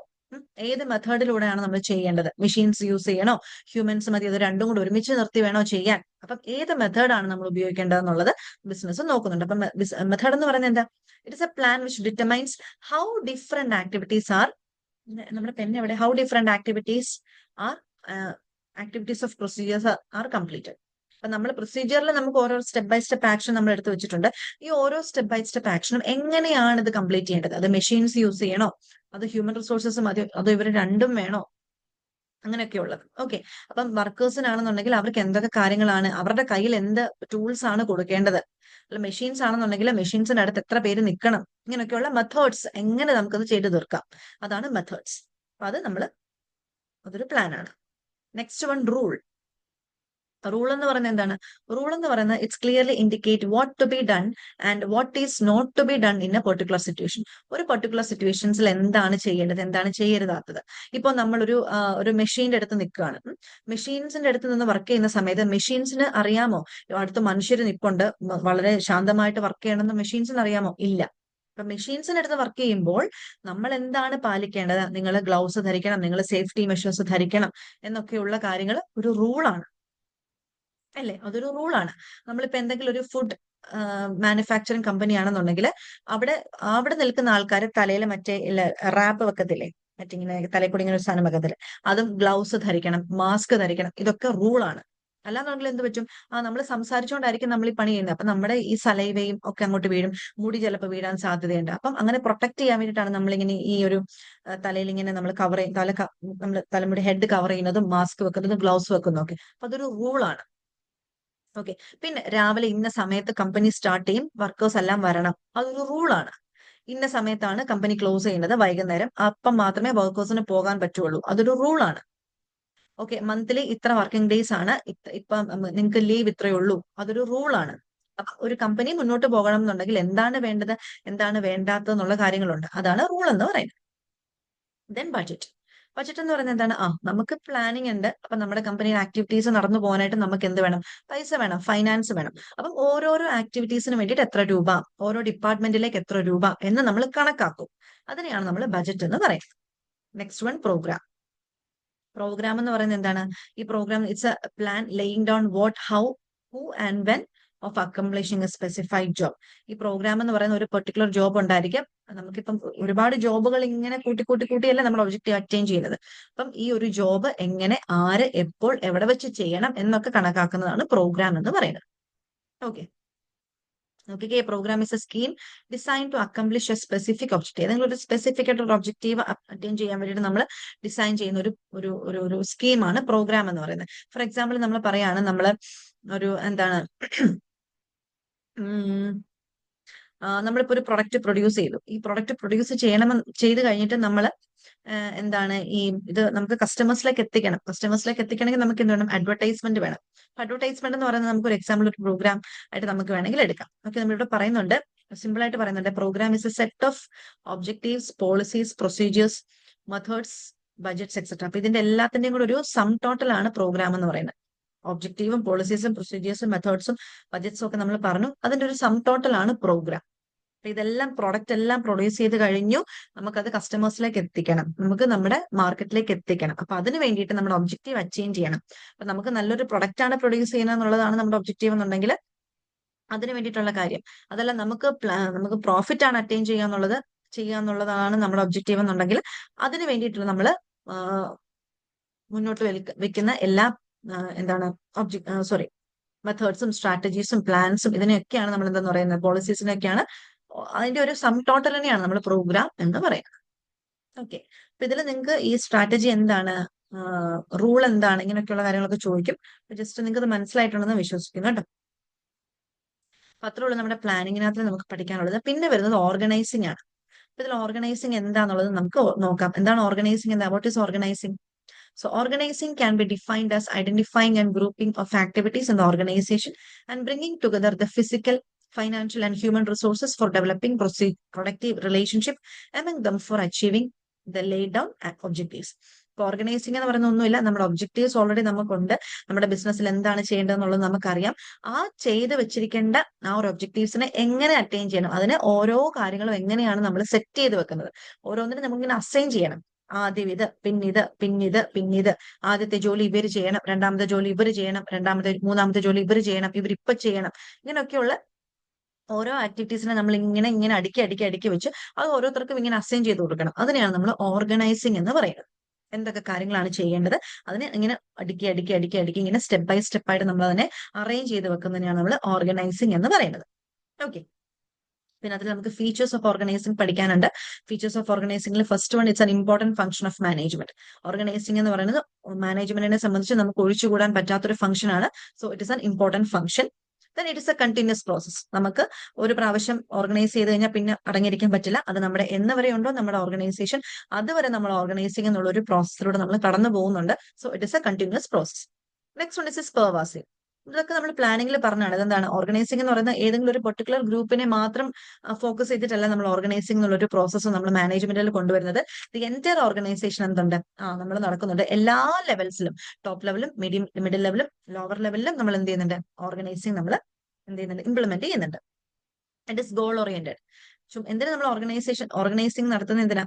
നമുക്കൊരു പെർട്ടിക്കുലർ ഗോൾ അല്ലെങ്കിൽ നമുക്കൊരു പെർട്ടിക്കുലർ ഒരു ഒബ്ജക്റ്റീവ് ഉണ്ടാവും, അതിനെ അറ്റൈൻ ചെയ്യാൻ വേണ്ടിയിട്ടാണ്. അപ്പൊ അത് ഗോള് അറ്റൈൻ ചെയ്യാൻ വേണ്ടിയിട്ടാണ്, അല്ലെങ്കിൽ ഒബ്ജക്റ്റീവ് അറ്റൈൻ ചെയ്യാൻ വേണ്ടിയിട്ടാണ്. So it is goal oriented. Next one is it involves coordination. Organising എന്ന് പറയുന്നത് എന്താണ്? എല്ലാവരുടെയും കൂടെ ഒരു കൂട്ടായിട്ടുള്ള ഒരു വർക്കാണ് കോർഡിനേഷൻ. ഒന്നോ രണ്ടോ പേര് മാത്രം നിന്ന് കഴിഞ്ഞാൽ കോർഡിനേഷൻ നമുക്ക് നടത്താൻ പറ്റില്ല. ഓർഗനൈസിംഗ് നമുക്ക് നടത്താൻ പറ്റില്ല. എല്ലാവരുടെയും കൂടെ ഒരു കൂട്ടായിട്ടുള്ള ഒരു ഇൻവോൾവ്മെന്റ് ഉണ്ടെങ്കിൽ മാത്രമേ നമുക്ക് ഓർഗനൈസിംഗ് നമുക്ക് പ്രോപ്പർ ആയിട്ട് നടത്താൻ പറ്റുള്ളൂ. അപ്പൊ അതൊരു കോർഡിനേഷൻ ഇൻവോൾവ് ചെയ്യുന്നുണ്ട്. Next one, organising is A group activity. അങ്ങനെയാണ് നമ്മൾ പറഞ്ഞത്. ഓർഗനൈസിംഗ് എന്ന് പറയുന്നത് ഗ്രൂപ്പ് ആക്ടിവിറ്റീസ് ആണ്. ഒന്നെങ്കിൽ വർക്കേഴ്സിന്റെ ഒരു ഗ്രൂപ്പ് ഉണ്ടാവും, അല്ലെങ്കിൽ പല ഡിപ്പാർട്ട്മെന്റ്സ് തമ്മിൽ ഗ്രൂപ്പായിട്ട് അവര് ഓരോ കാര്യങ്ങൾ പ്ലാൻ ചെയ്ത് ഓർഗനൈസ് ചെയ്യുന്നുണ്ടാവും. അപ്പൊ അതൊരു ഗ്രൂപ്പ് ആക്ടിവിറ്റി ആണ്. Then establishes authority responsibility relationship. ഇപ്പം ഇത് എന്താണ്? അതോറിറ്റി റെസ്പോൺസിബിലിറ്റി റിലേഷൻഷിപ്പ് പറയുന്നുണ്ടെന്ന് പറയുന്നത് അതെന്താണ്?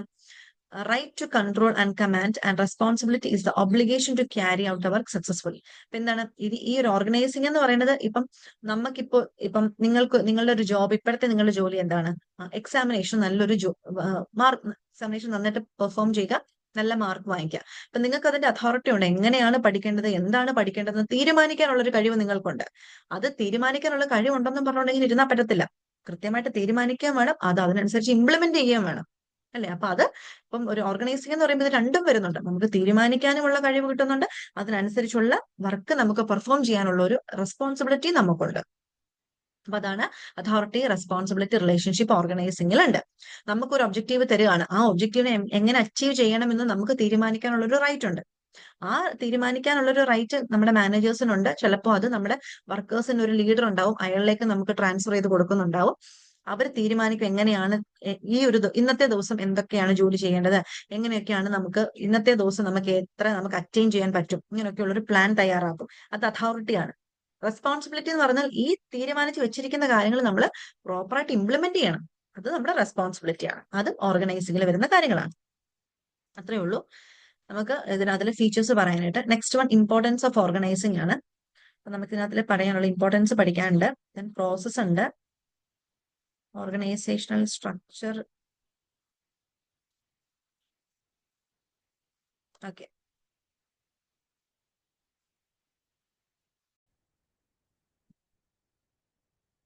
ഓക്കെ. ഇനി നമുക്ക് ഇതിനകത്തിൽ പഠിക്കാനുള്ള കാര്യങ്ങളാണ് പ്രോസസ് ഓഫ് ഓർഗനൈസിങ്. ഓർഗനൈസിംഗിന്റെ പ്രോസസ്സ് നമുക്ക് പഠിക്കണം. അത് ഇമ്പോർട്ടന്റ് ആണ് കേട്ടോ. നെക്സ്റ്റ് ഈ ചാപ്റ്ററിൽ പഠിക്കാനുള്ളത് പ്രോസസ് ഓഫ് ഓർഗനൈസിംഗ് ആണ്. അപ്പൊ ഇതിൽ നോക്കിക്കോളൂ, നമുക്ക് എത്ര പ്രോസസ് ഉണ്ട്? 4 പ്രോസസ് ആണ്. എന്തൊക്കെയാണ്? Identification of activities, grouping of activities, assignment of duties and delegation of authority. ഇത്രയും കാര്യങ്ങളാണ്. അപ്പൊ എന്തൊക്കെയാണ് കാര്യങ്ങൾ നമുക്ക് നോക്കാം. First one identification of activities ആണ്. ഐഡന്റിഫിക്കേഷൻ ഓഫ് ആക്ടിവിറ്റീസ് എന്ന് പറയുന്നത് എന്താണ്? ഓക്കെ, നമുക്കറിയാം എന്തൊക്കെയാണ്. നമുക്കൊരു ഒബ്ജക്റ്റീവ് ഉണ്ടാവും. നമ്മൾ ഓൾറെഡി പ്ലാനിങ്ങിൽ നമ്മുടെ ഒബ്ജക്റ്റീവ് സെറ്റ് ചെയ്ത് വെച്ചിട്ടുണ്ട്. അപ്പൊ ഈ ഒരു ഒബ്ജക്റ്റീവ്സിനെ നമുക്ക് അറ്റൈൻ ചെയ്യാൻ വേണ്ടിയിട്ട് നമ്മൾ കുറെ കോഴ്സ് ഓഫ് ആക്ഷൻസ്, കുറെ ഓൾട്ടർനേറ്റീവ്സ് നമ്മൾ സെറ്റ് ചെയ്തിട്ടുണ്ടെന്നുള്ളത് പ്ലാനിങ് പ്രോസസ്സിൽ നമ്മൾ പറഞ്ഞിട്ടുണ്ടായിരുന്നു അല്ലേ? ഓക്കെ, അപ്പൊ ഈ ഒരു ഓൾട്ടർനേറ്റീവ്സ് ഇപ്പം കുറെ ഓൾട്ടർനേറ്റീവ്സ് നമ്മൾ സെറ്റ് ചെയ്യും. അതിൽ ഏറ്റവും നല്ലൊരു ഓൾട്ടർനേറ്റീവ് നമ്മൾ സെലക്ട് ചെയ്യും, അത് നമ്മൾ ഇംപ്ലിമെന്റ് ചെയ്യുമെന്ന് നമ്മൾ പറഞ്ഞു. അപ്പൊ ഈ ഓൾട്ടർനേറ്റീവ് സെലക്ട് ചെയ്യുമ്പോൾ നമ്മൾ എങ്ങനെയാണ് നമ്മുടെ ഒബ്ജക്റ്റീവ് അറ്റൈൻ ചെയ്യേണ്ടതെന്നുള്ളൊരു തീരുമാനമായിരിക്കും നമ്മൾ എടുക്കുന്നത്. ആ ഒരു എങ്ങനെ അറ്റൈൻ ചെയ്യാം എന്നുള്ള ആ ഒരു ഓൾട്ടർനേറ്റീവ് നമുക്ക് ഇംപ്ലിമെന്റ് ചെയ്യാൻ വേണ്ടിയിട്ട് നമുക്ക് കുറെ കാര്യങ്ങൾ ചെയ്യണം. എക്സാമ്പിൾ പറഞ്ഞു കഴിഞ്ഞാൽ നമ്മുടെ എക്സാമിന് വേണ്ടിയിട്ട് ഓരോ ദിവസവും 2 ചാപ്റ്റർ വെച്ച് പഠിക്കണം എന്നുള്ളതാണ് നമ്മൾ തീരുമാനിക്കുന്നത്. അതിനു മുമ്പ് നമുക്ക് ചാപ്റ്റേഴ്സ് തീർക്കണം എന്നുള്ളതാണ് നമ്മുടെ ഒബ്ജക്റ്റീവ്. അപ്പം നമുക്ക് അതിന് വേണ്ടിയിട്ട് ഒരു പ്ലാൻ നമ്മൾ തയ്യാറാക്കി ഓരോ ദിവസവും 2 ചാപ്റ്റർ വെച്ച് പഠിക്കുക. അപ്പൊ നമുക്ക് അതിന് വേണ്ടിയിട്ട് നമ്മുടെ ഒബ്ജക്റ്റീവ് അതാണ്. അപ്പൊ നമുക്ക് എന്താണ് ഈ ഒരു നമ്മുടെ പ്ലാൻ നടത്തിയെടുക്കാൻ വേണ്ടിയിട്ട്, നമ്മുടെ ഓൾട്ടർനേറ്റീവ് നടത്തിയെടുക്കാൻ വേണ്ടിയിട്ടുള്ള ആക്ടിവിറ്റീസ് എന്തൊക്കെയാണ്, എങ്ങനെയൊക്കെയാണ് നമുക്കത് പഠനം നമുക്ക് സ്റ്റാർട്ട് ചെയ്യേണ്ടത്, അതിന് വേണ്ടിയിട്ടുള്ള ആക്ടിവിറ്റീസിനെ നമ്മൾ ഐഡന്റിഫൈ ചെയ്യണം. ദെൻ ഗ്രൂപ്പിംഗ് ഓഫ് ആക്ടിവിറ്റീസ്, അതായത് സിമിലർ. നമുക്ക് ഇപ്പം ബിസിനസിനെ സംബന്ധിച്ച് പറയുകയാണെങ്കിൽ നമുക്ക് നമ്മുടെ ഒബ്ജക്റ്റീവ്സ് അറ്റൈൻ ചെയ്യാൻ വേണ്ടിയിട്ട് നമ്മളൊരു ഓൾട്ടർനേറ്റീവ് നമ്മൾ തിരഞ്ഞെടുത്തിട്ടുണ്ട്, ഒരു കോഴ്സ് ഓഫ് ആക്ഷൻ നമ്മൾ തിരഞ്ഞെടുത്തിട്ടുണ്ട്. അതിന് വേണ്ടിയിട്ട് ഈ ഒരു കോഴ്സ് ഓഫ് ആക്ഷൻ നമുക്ക് മുന്നോട്ട് കൊണ്ടുപോകാൻ വേണ്ടിയിട്ടുള്ള എന്തൊക്കെ ആക്ടിവിറ്റീസ് ആണ്, ഏതൊക്കെ ജോലികളാണ് നമുക്ക് ഈ ഒരു ഓൾട്ടർനേറ്റീവിൽ ചെയ്യേണ്ടതെന്നുള്ളത് ഐഡന്റിഫൈ ചെയ്യും. എന്നിട്ട് ഇതിനെ ഗ്രൂപ്പ് ചെയ്യും. അതിന്റെ സിമിലർ നേച്ചർ അനുസരിച്ച് നമ്മൾ അതിനെ ഗ്രൂപ്പ് ചെയ്യും. അതായത് സെയിൽസ് ഡിപ്പാർട്ട്മെന്റുകാർ ചെയ്യേണ്ട ജോലികൾ അങ്ങനെ, ഹ്യൂമൻ റിസോഴ്സ് ഡിപ്പാർട്ട്മെന്റ് ചെയ്യേണ്ടത് അങ്ങനെ, ഫൈനാൻസ് ഡിപ്പാർട്ട്മെന്റ് ചെയ്യേണ്ട ജോലികൾ അങ്ങനെ, പിന്നെ ദെൻ പർച്ചേസ് ഡിപ്പാർട്ട്മെന്റ് എന്താണ് ചെയ്യേണ്ട ജോലികൾ അങ്ങനെ അങ്ങനെ ഓരോരോ ഗ്രൂപ്പിനനുസരിച്ച് അല്ലെങ്കിൽ സിമിലർ ആയിട്ടുള്ള ഗ്രൂപ്പിനനുസരിച്ച് നമ്മൾ നമ്മുടെ ആക്ടിവിറ്റീസിനെ നമ്മൾ എന്ത് ചെയ്യും? ഗ്രൂപ്പ് ചെയ്യും. പിന്നെന്താണ് അസൈൻമെന്റ് ഓഫ് ഡ്യൂട്ടീസ്. ഓരോ ഗ്രൂപ്പിൽ നിന്നും നമുക്ക് എന്ത് ചെയ്യാം? ഓരോ ആൾക്കാർക്കും ഡ്യൂട്ടി കൊടുക്കുക. സെയിൽസ് ഡിപ്പാർട്ട്മെന്റുകാർക്ക് ചെയ്യേണ്ട ജോലികൾ ഇത്, ഹ്യൂമൻ റിസോഴ്സുകാർ ചെയ്യേണ്ടത് ഇത്, ഫൈനാൻസ് ഡിപ്പാർട്ട്മെന്റുകാർ ചെയ്യേണ്ടത് ഇത്, പർച്ചേസ് ഡിപ്പാർട്ട്മെന്റുകാർ ചെയ്യേണ്ടത് ഇത്. ഇങ്ങനെ നമ്മൾ എന്ത് ചെയ്യും? നമ്മളിങ്ങനെ അസൈൻ ചെയ്ത് കൊടുത്തുകൊണ്ടേയിരിക്കും. Then delegation of authority. ഇനി നമുക്കറിയാം, നമുക്ക് മാനേജ്മെന്റ് ടീം ഉണ്ട് അല്ലെ? ടോപ്പ് ലെവൽ ആണെങ്കിലും മിഡിൽ ലെവൽ ആണെങ്കിലും ലോവർ ലെവൽ ആണെങ്കിലും നമുക്കൊരു മാനേജ്മെന്റ് ടീം ഉണ്ട്. ഈ ഒരു മാനേജ്മെന്റ് ടീം മാത്രം തീരുമാനിച്ചാൽ അല്ലെങ്കിൽ അവർ മാത്രം ഇങ്ങനെ ഇങ്ങനെ നിന്ന് കഴിഞ്ഞാൽ നമുക്ക് കാര്യങ്ങൾ നടപ്പാക്കാൻ പറ്റില്ല. അപ്പൊ നമ്മൾ എന്ത് ചെയ്യും? നമ്മുടെ വർക്കേഴ്സിലേക്ക് നമ്മൾ എന്ത് ചെയ്യും? അതോറിറ്റി കൊടുക്കും അല്ലെ? നമുക്കിപ്പോ ഒരു സ്കൂളിൽ പ്രിൻസിപ്പൽ കാണും, ടീച്ചേഴ്സ് ഒക്കെ കാണും. ഈ ടീച്ചേഴ്സും പ്രിൻസിപ്പലും ഒക്കെയാണ് നമ്മുടെ സ്കൂളിന്റെ മെയിൻ ആയിട്ടുള്ള ആൾക്കാരെന്നൊക്കെ പറയുന്നത്. പക്ഷെ നമ്മുടെ ക്ലാസ്സിൽ എന്തെങ്കിലും ഒരു ഫംഗ്ഷൻ വന്നു കഴിഞ്ഞാൽ എല്ലാം ടീച്ചേഴ്സ് ആണോ തീരുമാനിക്കുന്നത്? അല്ല, ക്ലാസ്സിലെ ലീഡേഴ്സ് കാണും, അല്ലെന്നുണ്ടെങ്കിൽ ഒരു ഗ്രൂപ്പ് കാണും. അവരോട് പറയും നിങ്ങൾ നോക്കിക്കോ, ഡാൻസിന്റെ കാര്യം നിങ്ങൾ നോക്കിക്കോ, അത്തപ്പൂവിന്റെ കാര്യം നിങ്ങൾ നോക്കിക്കോ, ഒപ്പനയുടെ കാര്യം നിങ്ങൾ നോക്കിക്കോ. ഇങ്ങനെ പറഞ്ഞിട്ട് ഓരോരോ ഗ്രൂപ്പിന് ഓരോരോ ഡ്യൂട്ടീസ് അസൈൻ ചെയ്ത് കൊടുക്കും അല്ലെ? അപ്പൊ നമുക്ക് നമ്മുടെ ഡ്യൂട്ടീസ് കൃത്യമായിട്ട് ചെയ്യാൻ പറ്റും. അല്ലാതെ എല്ലാ കാര്യങ്ങളും ഒരാൾ ചെയ്യാന്ന് പറഞ്ഞാൽ നടക്കുന്ന കാര്യമല്ല. മറ്റൊരു കാര്യം, വീട്ടിലെ കാര്യം. നമ്മുടെ വീട്ടിലെ കാര്യങ്ങളെല്ലാം, വീട് നമുക്ക് ഫുഡ് കുക്ക് ചെയ്യുന്നതാണെങ്കിലും നമുക്ക് വീട് ക്ലീൻ ചെയ്യുന്നതാണെങ്കിലും എല്ലാം നമ്മുടെ പേരൻസ് ആണ്, അമ്മയായിരിക്കും കൂടുതൽ ചെയ്യുന്നത്. നമ്മൾ ഈ അമ്മേനെ ഒന്ന് സഹായിച്ചു നോക്കിക്കേ. എളുപ്പം നമ്മുടെ ജോലി തീരത്തില്ലേ? രാവിലെ അമ്മ അടുക്കള കിടന്ന് കഷ്ടപ്പെടുന്ന സമയത്ത് നമ്മളോട് ചെന്ന് നമുക്ക് എന്തെങ്കിലും നരിഞ്ഞു കൊടുക്കോ അല്ലെങ്കിൽ ഒന്ന് ചപ്പാത്തിയൊക്കെ ഒന്ന് ഉണ്ടാക്കി കൊടുക്കുകയൊക്കെ ചെയ്തേ അമ്മയുടെ ജോലി അത്രയും കൂടെ കുറയും. പെട്ടെന്ന് ജോലി തീർക്കാനും പറ്റും. അപ്പൊ അതിനെയാണ് ഡെലിഗേഷൻ ഓഫ് അതോറിറ്റി. ഒരാളുടെ കയ്യിലുള്ള പവർ മറ്റൊരാളിലേക്ക് ട്രാൻസ്ഫർ ചെയ്ത് കൊടുക്കുക. അതായത് കൊച്ചു കൊച്ചു ജോലികൾ മറ്റുള്ളവർക്ക് കൊടുക്കുക. കൊടുക്കാന്ന് ഉദ്ദേശിക്കുന്നത് അവര് ജോലി ചെയ്യുന്നുണ്ട്, പക്ഷെ തീരുമാനമെടുക്കാനുള്ള ഒരു പവർ, കൺട്രോളിങ് പവർ നമ്മൾ മറ്റൊരാൾക്കൂടെ നമ്മൾ വീതിച്ചു കൊടുക്കുക. അതിനാണ് ഡെലിഗേഷൻ ഓഫ് അതോറിറ്റി എന്ന് പറയുന്നത്. അപ്പൊ ഇതാണ് നമ്മുടെ പ്രോസസ് ഓഫ് ഓർഗനൈസിംഗ് എന്ന് പറയുന്നത്. ഇത് ഇമ്പോർട്ടന്റ് ആണ്, ഇത് പഠിക്കണം കേട്ടോ. പിന്നെ നമുക്ക് ഇതിനകത്ത് വരുന്നതാണ് ഓർഗനൈസേഷണൽ സ്ട്രക്ചർ വരുന്നുണ്ട്. അപ്പം ഓർഗനൈസേഷണൽ സ്ട്രക്ചർ എന്താന്ന് നോക്കിക്കേ. ഓർഗനൈസേഷണൽ സ്ട്രക്ചർ നമുക്ക് ഇത് നോക്കിക്കേ. It is defined as the frame work within which managerial and operating task are performed. ഇതൊരു ഫ്രെയിം വർക്ക് ആണ്. അപ്പം അതെന്താണ്, നമ്മുടെ മാനേജീരിയലും ഓപ്പറേഷണൽ ടാസ്ക് പെർഫോം ചെയ്യുന്ന ഒരു ഫ്രെയിം വർക്കിനെയാണ് നമ്മൾ ഓർഗനൈസേഷൻ സ്ട്രക്ചർ എന്ന് പറയുന്നത്. എന്തെങ്കിലും മനസ്സിലായോ ഇതില്? നോക്കിക്കേ. It is the relationship between people, work and resource. അപ്പം ഒരു ഓർഗനൈസേഷനകത്ത് എന്താണ്, നമ്മുടെ മാനേജ്മെന്റും നമ്മുടെ വർക്കേഴ്സും തമ്മിലുള്ള ആ ഒരു റിലേഷൻഷിപ്പ് ആണ് ഓർഗനൈസേഷണൽ സ്ട്രക്ചർ എന്ന് പറയുന്നത്. അവർ തമ്മിലുള്ള ഒരു റിലേഷൻഷിപ്പ് ആയിരിക്കാം, വർക്ക് റിലേറ്റഡ് ആയിട്ടുള്ള റിലേഷൻഷിപ്പ് ആയിരിക്കാം, റിസോഴ്സസ് നമുക്ക് എങ്ങനെയാണ് യൂട്ടിലൈസ് ചെയ്യേണ്ടത്, അങ്ങനെയൊക്കെയുള്ള കാര്യങ്ങളൊക്കെ കമ്മ്യൂണിക്കേറ്റ് ചെയ്യാനും റിലേഷൻഷിപ്പ് മെയിൻറ്റെയിൻ ചെയ്യുന്നതുമായിട്ടുള്ള ഒരു ഫ്രെയിം വർക്കിനെയാണ് നമ്മൾ ഓർഗനൈസേഷണൽ സ്ട്രക്ചർ എന്ന് പറയുന്നത്. അപ്പൊ ഇതിൽ നമ്മൾ ലെവൽസ് ഓഫ് മാനേജ്മെന്റ് വരുന്നുണ്ട്, നമുക്ക് കമ്മ്യൂണിക്കേഷൻ പാറ്റേൺ വരുന്നുണ്ട്, റിലേഷൻഷിപ്സ് വരുന്നുണ്ട്, ഇതെല്ലാം ഇതിൽ വരുന്നുണ്ട്. അതിനാണ് ഓർഗനൈസേഷണൽ സ്ട്രക്ചർ എന്ന് പറയുന്നത്. നമ്മൾ കുടുംബം പറയില്ലേ, കുടുംബം. ഇപ്പൊ വീട്ടിൽ അച്ഛനും അമ്മ കാണും, ഗ്രാൻഡ് പേരൻസ് കാണും, കുട്ടികൾ കാണും. അപ്പൊ ഇവർ തമ്മിൽ ഏറ്റവും മുതിർന്ന ആൾക്കാർ ഗ്രാൻഡ് പേരൻസ് ആണ്. അപ്പൊ അവരുടെ വാക്കുകൾക്കായിരിക്കും കുറച്ചുകൂടെ വില കൂടുതൽ. അത് കഴിഞ്ഞ് കഴിഞ്ഞാൽ അച്ഛനും അമ്മയും, അത് കഴിഞ്ഞ് കഴിഞ്ഞാൽ കുട്ടികൾ. അപ്പൊ അങ്ങനത്തെ ഒരു ഹൈറാർക്കിക്കൽ അറേഞ്ച്മെന്റിനെയാണ് നമ്മൾ ഓർഗനൈസേഷണൽ സ്ട്രക്ചർ എന്ന് പറയുന്നത്. അപ്പം ലെവൽസ് ഓഫ് മാനേജ്മെന്റിന്റെ ഒരു ഹൈറാർക്കിക്കൽ അറേഞ്ച്മെന്റ് ആണ് ആക്ച്വലി നമ്മുടെ ഓർഗനൈസേഷണൽ സ്ട്രക്ചർ എന്ന് പറയുന്നത്. അപ്പൊ അത് ജോലി അനുസരിച്ചായിരിക്കാം, നമ്മുടെ റാങ്ക് അനുസരിച്ചായിരിക്കാം, എക്സ്പീരിയൻസ് ഒക്കെ അനുസരിച്ച് നമ്മളിങ്ങനെ അറേഞ്ച് ചെയ്ത് വെക്കുന്ന ഒരു ഹൈറാർക്കിക്കൽ അറേഞ്ച്മെന്റ് ഉണ്ട്. അതിനെയാണ് ഓർഗനൈസേഷണൽ സ്ട്രക്ചർ എന്ന് പറയുന്നത്. അപ്പൊ ഇതില് നമുക്ക് രണ്ട് ടൈപ്സ് ഓഫ് ഓർഗനൈസേഷണൽ സ്ട്രക്ചർ ആണ് പഠിക്കാനുള്ളത്. ട്രഡീഷണൽ ഓർ ബ്യൂറോക്രാറ്റിക് സ്ട്രക്ചറും മോഡേൺ ഓർഗനൈസേഷണൽ സ്ട്രക്ചറും. അപ്പൊ ഇത് രണ്ടും നിങ്ങൾക്ക് അറിഞ്ഞിരിക്കണം. ഓർഗനൈസേഷണൽ സ്ട്രക്ചറിൽ ഇതിൽ ട്രഡീഷണൽ അല്ലെങ്കിൽ ബ്യൂറോക്രാറ്റിക് സ്ട്രക്ചറിനെ നമ്മൾ വീണ്ടും ഡിവൈഡ് ചെയ്യുന്നുണ്ട്. ഫങ്ഷണൽ സ്ട്രക്ചറും ഡിവിഷണൽ സ്ട്രക്ചറുമായിട്ട് നമ്മൾ വീണ്ടും ഡിവൈഡ് ചെയ്യുന്നുണ്ട് കേട്ടോ. നമുക്ക് ആദ്യം ഫങ്ഷണൽ സ്ട്രക്ചർ നോക്കാം. അപ്പൊ ഫങ്ഷണൽ സ്ട്രക്ചർ എന്ന് പറയുന്നത് എന്താണ്? As a name suggests, functional structure grouping is based on functions. അപ്പൊ ഫങ്ഷണൽ സ്ട്രക്ചർ എന്ന് എന്താണ്? ഫങ്ഷൻസിന്റെ ബേസിസിൽ നമ്മൾ ഒരു ഹൈറാർക്കിക്കൽ അറേഞ്ച്മെന്റ് ചെയ്യുന്നതിനെയാണ് നമ്മൾ ഫങ്ഷണൽ സ്ട്രക്ചർ എന്ന് പറയുന്നത്. അതായത് similar jobs are grouped into functions and major functions are categorised as departments which are handled by respective coordinating heads. അപ്പൊ ഇവിടെ നോക്കിക്കേ, ഫങ്ഷണൽ സ്ട്രക്ചർ എന്ന് പറയുമ്പോൾ നമ്മൾ ചെയ്യുന്ന ജോലിക്ക് അനുസരിച്ചുള്ള ഒരു ഗ്രൂപ്പ്. ഓക്കെ, നമ്മൾ പൈസ അല്ലെങ്കിൽ ക്യാഷ് റിലേറ്റഡ് ആയിട്ടുള്ള ജോലിയാണ് ചെയ്യുന്നതെന്നുണ്ടെങ്കിൽ അതൊരു ഗ്രൂപ്പ്. അതല്ല, നമ്മൾ സാധനങ്ങൾ ഉണ്ടാക്കുന്ന മാനുഫാക്ചറിങ് ആണെന്നുണ്ടെങ്കിൽ അതൊരു ഗ്രൂപ്പ്. അതല്ല, നമ്മൾ വർക്കേഴ്സിനെ ഹാൻഡിൽ ചെയ്യുന്നതാണെങ്കിൽ അങ്ങനെ ഒരു ഗ്രൂപ്പ്. അങ്ങനെ ചെയ്യുന്ന ജോലിക്ക് അനുസൃതമായിട്ടുള്ള ഗ്രൂപ്പ്സിനെയാണ് നമ്മൾ ഫങ്ഷണൽ സ്ട്രക്ചർ എന്ന് പറയുന്നത്. അപ്പൊ അതിനകത്ത് പല ഡിപ്പാർട്ട്മെന്റ്സ് വരും. ഹ്യൂമൻ റിസോഴ്സ് ഡിപ്പാർട്ട്മെന്റ് വരും, സെയിൽസ് ഡിപ്പാർട്ട്മെന്റ് വരും, ഫൈനാൻസ് ഡിപ്പാർട്ട്മെന്റ് വരും, പർച്ചേസ് ഡിപ്പാർട്ട്മെന്റ് വരും, മാർക്കറ്റിംഗ് ഡിപ്പാർട്ട്മെന്റ് വരും. അങ്ങനെ സിമിലർ ആയിട്ടുള്ള ജോലി ചെയ്യുന്ന ഒരു ഗ്രൂപ്പ്സിനെ നമ്മളിങ്ങനെ കാറ്റഗറൈസ് ചെയ്ത് വെക്കുന്നുണ്ട് പല ഡിപ്പാർട്ട്മെന്റ്സ് ആയിട്ട്. അതിനെയാണ് നമ്മൾ ഫങ്ഷണൽ സ്ട്രക്ചർ എന്ന് പറയുന്നത്. ഓക്കെ ഓക്കെ നമ്മൾ ഇവിടെ പറയുന്നുണ്ട്. നോക്കി, പ്രൊഡക്ഷൻ ഡിപ്പാർട്ട്മെന്റ് ആണ്. അപ്പൊ അവിടെ ഹെഡ് ചെയ്യുന്നത് പ്രൊഡക്ഷൻ മാനേജർ ആണ്.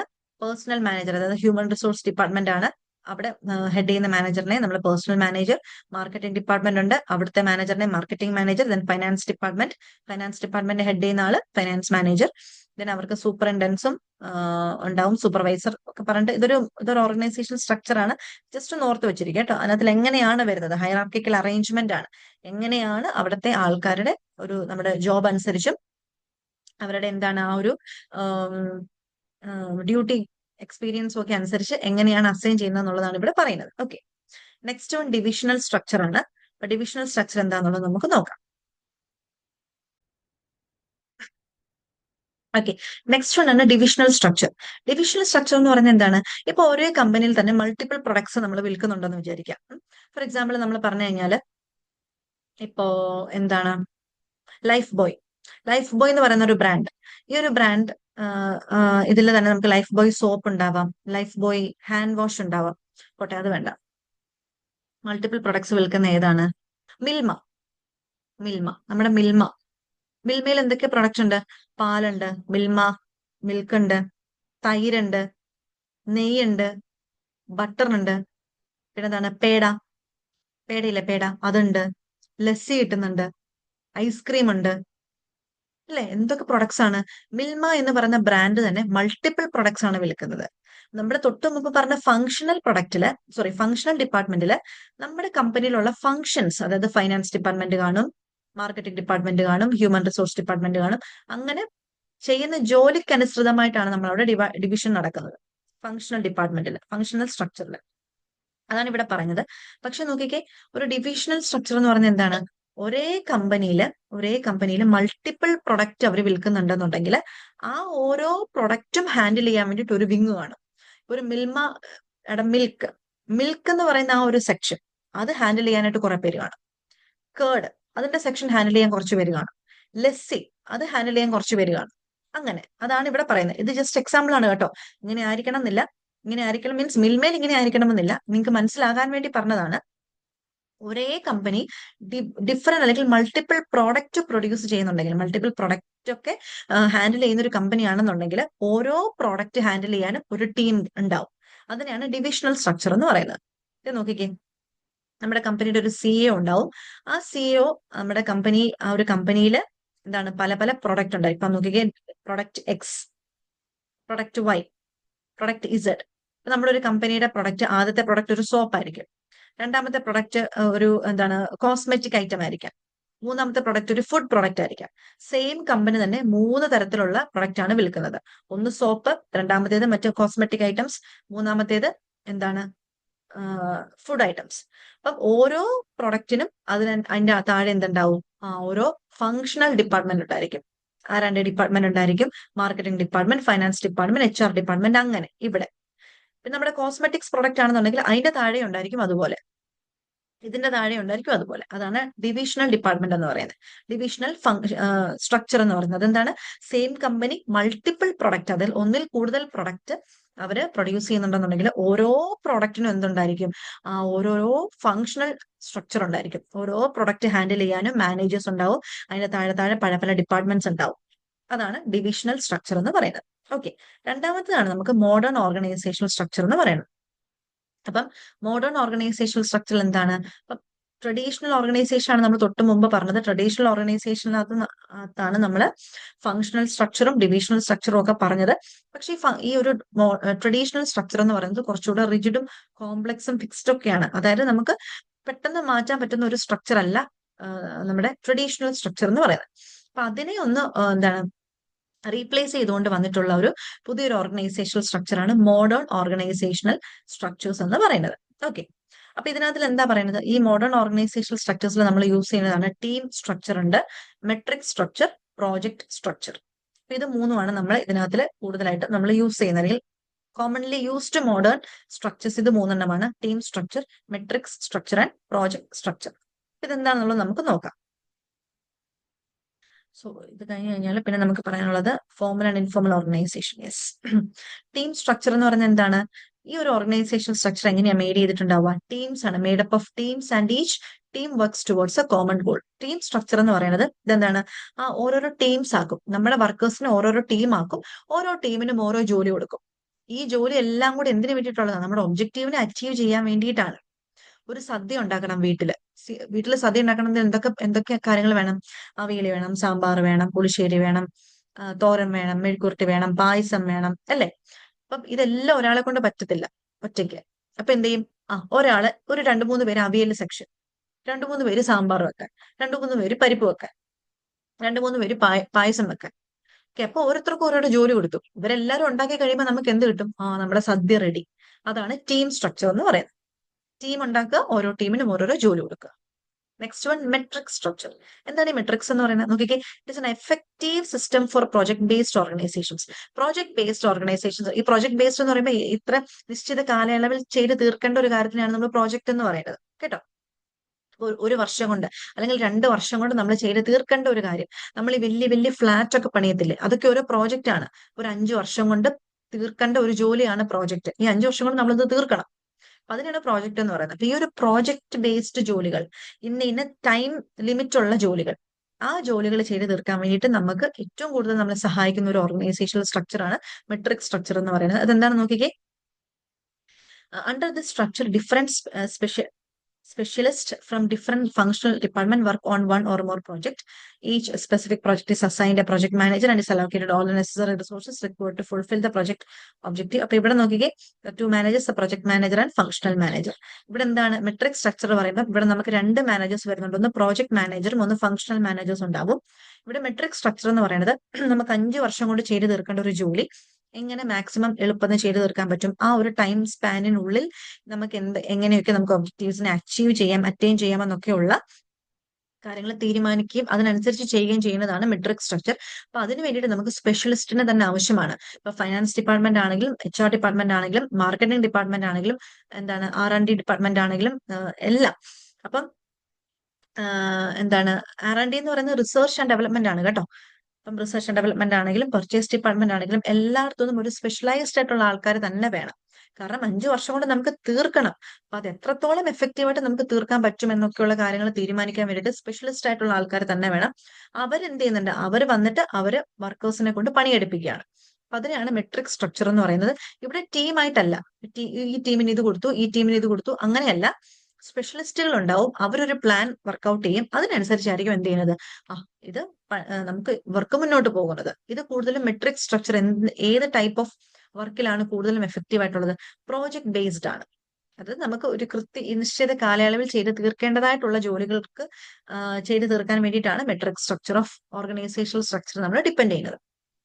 Next one is network structures. ഇതിനെ നമ്മൾ ഹബ് ഓർഗനൈസേഷൻ എന്ന് നമുക്ക് പറയാം. A network organization is one that is created around a central organization called the hub organization that has association and understanding with some organization to perform functions like designing, manufacturing, marketing, etc. for the central organization on a contractual basis. അപ്പൊ ഇവിടെ ഒരു central organisation ഉണ്ടാവും. ഈ ഒരു central ഓർഗനൈസേഷന് വേണ്ടിയിട്ട് നമ്മൾ മറ്റ് ഓർഗനൈസേഷൻസിനെ നമ്മൾ എന്ത് ചെയ്യാണ്, ഡിപ്പെൻഡ് ചെയ്യാണ്. എക്സാമ്പിൾ നമ്മൾ പറഞ്ഞു കഴിഞ്ഞാൽ, നമ്മുടെ TV-യിൽ നമ്മൾ ഓരോ പ്രോഗ്രാംസ് കാണില്ലേ, ഈ പ്രോഗ്രാംസ് കാണുമ്പോൾ നമ്മൾ പറയാറുണ്ട്, ഈ അതില് ആങ്കർ ചെയ്യുന്നതാണെങ്കിലും അല്ലെങ്കിൽ അവൾ ജഡ്ജസ് ആയിട്ടോ അവരുടെയൊക്കെ കോസ്റ്റ്യൂം കോർട്ടസി എന്നൊക്കെ പറഞ്ഞിട്ട് നമ്മൾ കാണുന്നുണ്ട് അല്ലെ, ജ്വല്ലറി കോർട്ടസി എന്നൊക്കെ പറഞ്ഞിട്ട് നമ്മൾ കാണാറില്ലേ.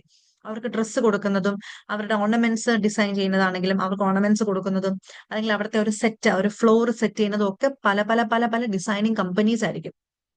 ചിലപ്പോൾ അവരുടെ ഡ്രസ്സ് ഒരുപക്ഷെ ചിലപ്പോൾ ഒരു ടെക്സ്റ്റൈൽസിന്റെ ഒരു കോൺട്രാക്റ്റിലായിരിക്കും, അവരുടെ ഓർണമെന്റ്സ് മറ്റേതെങ്കിലും ഒരു ജ്വല്ലറി ഷോപ്പ് ആയിരിക്കാം, പിന്നെ അവരുടെ ഒരു സെറ്റ്, ഒരു നമ്മൾ കാണുന്ന ഒരു ഫ്ലോർ, അത് ഏതെങ്കിലും ഒരു ഡിസൈനിങ് കമ്പനി ആയിരിക്കാം. അതൊരു കോൺട്രാക്ട് ബേസിസിൽ കൊടുക്കുന്നതാണ്. അല്ലാതെ ഇതെല്ലാം ഇവർ വീട്ടിൽ നിന്ന് കൊണ്ടുവരുന്നതല്ല കേട്ടോ. അപ്പോൾ നമ്മുടെ ഒരു സെൻട്രൽ ഓർഗനൈസേഷൻ ഉണ്ടായിരിക്കും, ഒരു ഹബ് ഓർഗനൈസേഷൻ എന്നാണ് നമ്മൾ അതിന് പറയുന്നത്. ഒരു സെൻട്രൽ ഓർഗനൈസേഷന് വേണ്ടുന്ന എല്ലാ കാര്യങ്ങളും ചെയ്ത് തീർക്കാൻ വേണ്ടിയിട്ട്, അവർക്ക് ഡിസൈനിങ് ആണെങ്കിൽ അങ്ങനെ, അവർക്കൊരു അസിസ്റ്റൻസ് കൊടുക്കാനാണെങ്കിൽ അങ്ങനെ, ഒരു മാനുഫാക്ചറിങ്ങോ മാർക്കറ്റിങ്ങോ ഒക്കെ ജോലികൾ ചെയ്ത് തീർക്കാൻ വേണ്ടിയിട്ട് നമ്മൾ പുറത്തുള്ള ഏജൻസീസിനെ നമ്മൾ കണക്ട് ചെയ്യും.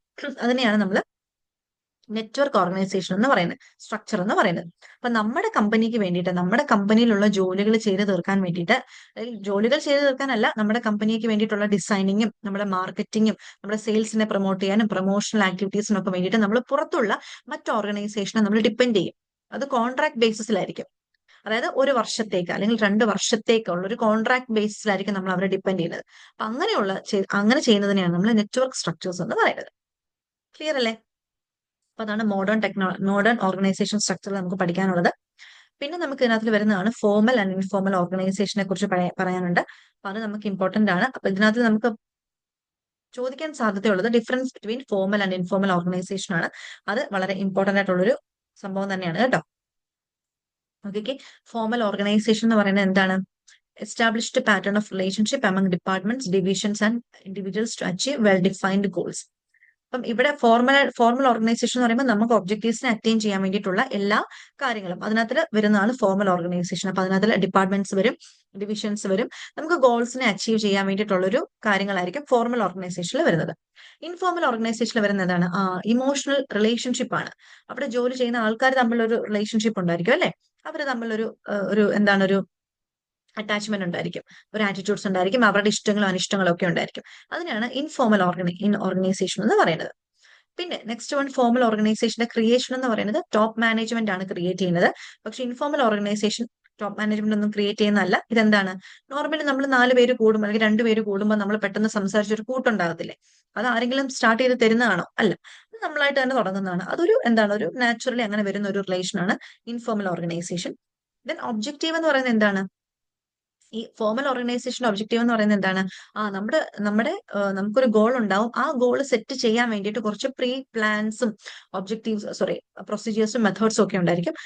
അത് ക്രിയേറ്റ് ചെയ്യുക, അതിനനുസരിച്ച് നമ്മൾ ഒബ്ജക്റ്റീവിനെ അറ്റൈൻ ചെയ്യുക എന്നുള്ളതാണ് നമ്മുടെ ഈ ഫോർമൽ ഒബ്ജക്റ്റീവ്സിന്റെ ഒബ്ജക്റ്റീവ്. ഇൻഫോർമൽ ഓർഗനൈസേഷൻ ഒബ്ജക്റ്റീവ് എന്താണ്, നമുക്ക് ജോലി ചെയ്യുമ്പോൾ നമുക്ക് കൂട്ടിൽ ഒരാളൊക്കെ ഉള്ളത് നല്ലതല്ലേ, സംസാരിച്ചിരിക്കാനും അല്ലെങ്കിൽ നമുക്കൊരു സ്ട്രെസ് റിലീഫിന് വേണ്ടിയിട്ടും നമുക്ക് എന്താണ് ഒരു ഒരു ഒരു എന്താ ഒരു സഹകരണം സ്റ്റാർട്ട് ചെയ്യും. ആ ഒരു സഹകരണം ഉണ്ടല്ലോ, നമ്മൾ നമ്മുടെ കൂടെ നിൽക്കുന്ന ഒരാളോട് മിണ്ടാറ് എത്ര നാളെന്ന് നമ്മൾ ജോലി ചെയ്യാൻ പറ്റില്ല. അപ്പൊ ഒരു സഹകരണ മനോഭാവം ഉണ്ടാവുക എന്നുള്ളതാണ് ഇൻഫോർമൽ ഓർഗനൈസേഷന്റെ ഒരു ഉദ്ദേശം. അതിന്റെ ഒബ്ജക്റ്റീവ് അതാണ്. എല്ലാവരും തമ്മിലൊരു കോർഡിനേഷൻ, ഒരു സ്നേഹം ഉണ്ടാക്കുക എന്നുള്ളതാണ് ഇൻഫോർമൽ ഓർഗനൈസേഷന്റെ ഒരു ഒബ്ജക്റ്റീവ്. ഇവിടെ അതോറിറ്റി എന്ന് പറയുന്നത് എന്താണ്, authority of every employee is defined in the organisational structure in accordance with the job position. ഇവിടുത്തെ അതോറിറ്റി എന്ന് പറയുന്നത് ഓരോരുത്തരുടെയും ജോലിക്ക് അനുസൃതമായിട്ടാണ് അവരുടെ മേലുള്ള അതോറിറ്റി. പക്ഷെ ഇവിടെ എന്താണ്, നമ്മൾ ഒരാളോട് സംസാരിക്കുന്ന എന്താ, അയാളുടെ ഒരു പേഴ്സണൽ ക്വാളിറ്റി നോക്കിയിട്ടായിരിക്കും, അയാൾ നല്ലതാണോ ചീത്തയാണോ എന്നൊക്കെ നോക്കിയിട്ടായിരിക്കും നമ്മൾ അയാളോട് സംസാരിക്കുന്നത്. ഓക്കെ, നെക്സ്റ്റ് നേച്ചർ എന്ന് പറയുന്നത് formal organisation is permanent and stable. ഇവിടെ നമുക്ക് ഒബ്ജക്റ്റീവ്സിനെ അച്ചീവ് ചെയ്യുക, അതിന് വേണ്ടിയിട്ടുള്ള റൂൾസും റെഗുലേഷൻസും ഫോളോ ചെയ്ത് ജോലി എടുക്കുക, അത് ഫിക്സ്ഡ് ആണ്. അതായത് നമുക്ക് അതിനകത്തൊന്നും നമുക്ക് വ്യതിചലിക്കാൻ പറ്റില്ല. പക്ഷെ ഇൻഫോർമൽ ഓർഗനൈസേഷൻ ആണെന്നുണ്ടെങ്കിൽ അത് മനുഷ്യർ തമ്മിലുള്ള ഒരു റിലേഷൻ ആണ്. ചിലപ്പോൾ അവിടെ അടിയുണ്ടാകാം, വഴക്കുണ്ടാകാം, ഇന്ന് കാണുന്നവനെ നാളെ കണ്ടാൽ മിണ്ടാതിരിക്കാം, എന്ത് വേണമെങ്കിലും ചെയ്യാം. അതെന്താണ്, ഒരു ഫ്ലെക്സിബിൾ ആണ്, അതിങ്ങനെ ചേഞ്ച് ചെയ്തുകൊണ്ടേ ഇരിക്കും, ടെമ്പററി നേച്ചർ ആണ്. ഒന്നുമില്ല, ഫോർമൽ ഓർഗനൈസേഷൻ എന്ന് പറയുന്നത് നമ്മുടെ കമ്പനിക്ക് അകത്തുള്ള നമ്മുടെ ഒബ്ജക്റ്റീവ്സിനെ അച്ചീവ് ചെയ്യാൻ വേണ്ടിയിട്ട് നമ്മൾ ഫോളോ ചെയ്യുന്ന റൂൾസിനെയും റെഗുലേഷൻസിനെയും പ്രൊസീജിയേഴ്സിനും ഒക്കെയാണ് നമ്മൾ ഫോർമൽ ഓർഗനൈസേഷൻ എന്ന് പറയുന്നത്. അവിടെ ഉണ്ടാവുന്ന റിലേഷൻഷിപ്പ് എന്ന് പറയുന്നത് മാനേജേഴ്സും എംപ്ലോയീസും തമ്മിലുള്ള റിലേഷൻഷിപ്പ് ആയിരിക്കാം. അത് പെർമനന്റ് ആയിട്ടുള്ള ഒരു റിലേഷൻഷിപ്പ് ആണ്. നമ്മുടെ ജോലി ചെയ്യാൻ വേണ്ടിയിട്ട് മാത്രമാണ് നമ്മൾ ഈ ഒരു ഫോർമൽ ഓർഗനൈസേഷനിൽ നമ്മൾ ഇൻവോൾവ് ആവുന്നത്.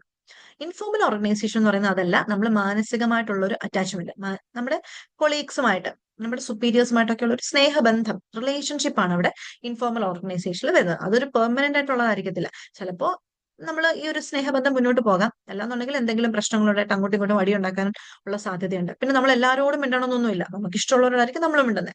അപ്പൊ അതൊരു ഇൻഫോർമൽ ഓർഗനൈസേഷൻ. ഓക്കെ, അത് മനസ്സിലായല്ലോ. നെക്സ്റ്റ് നമുക്ക് പഠിക്കേണ്ടതായിട്ടുള്ള ഒരു മെയിൻ ടോപ്പിക്കാണ് delegation of authority. Delegation of authority എന്ന് പറയുന്നത് നോക്കിക്കേ, ഡെലിഗേഷൻ എന്ന് പറയുന്നത് എന്താണ്, ഡെലിഗേഷൻ ഇവിടെ ഒരു ഓക്കെ നോക്കിക്കേ, the active process of entrustment of a part of work or responsibility and authority to another and the creation of accountability for performance is called a delegation. Example പറയാണ്, നമ്മുടെ കമ്പനിയിലേക്ക് 5 ലക്ഷം രൂപ നമുക്ക് പ്രോഫിറ്റ് വേണം. ഈ പ്രോഫിറ്റ് വേണമെന്ന് പറയുമ്പം ഈ മാനേജേഴ്സ് മാത്രം ഇരുന്ന് കഴിഞ്ഞാൽ ഈ ഒരു പ്രോഫിറ്റ് കിട്ടത്തില്ല.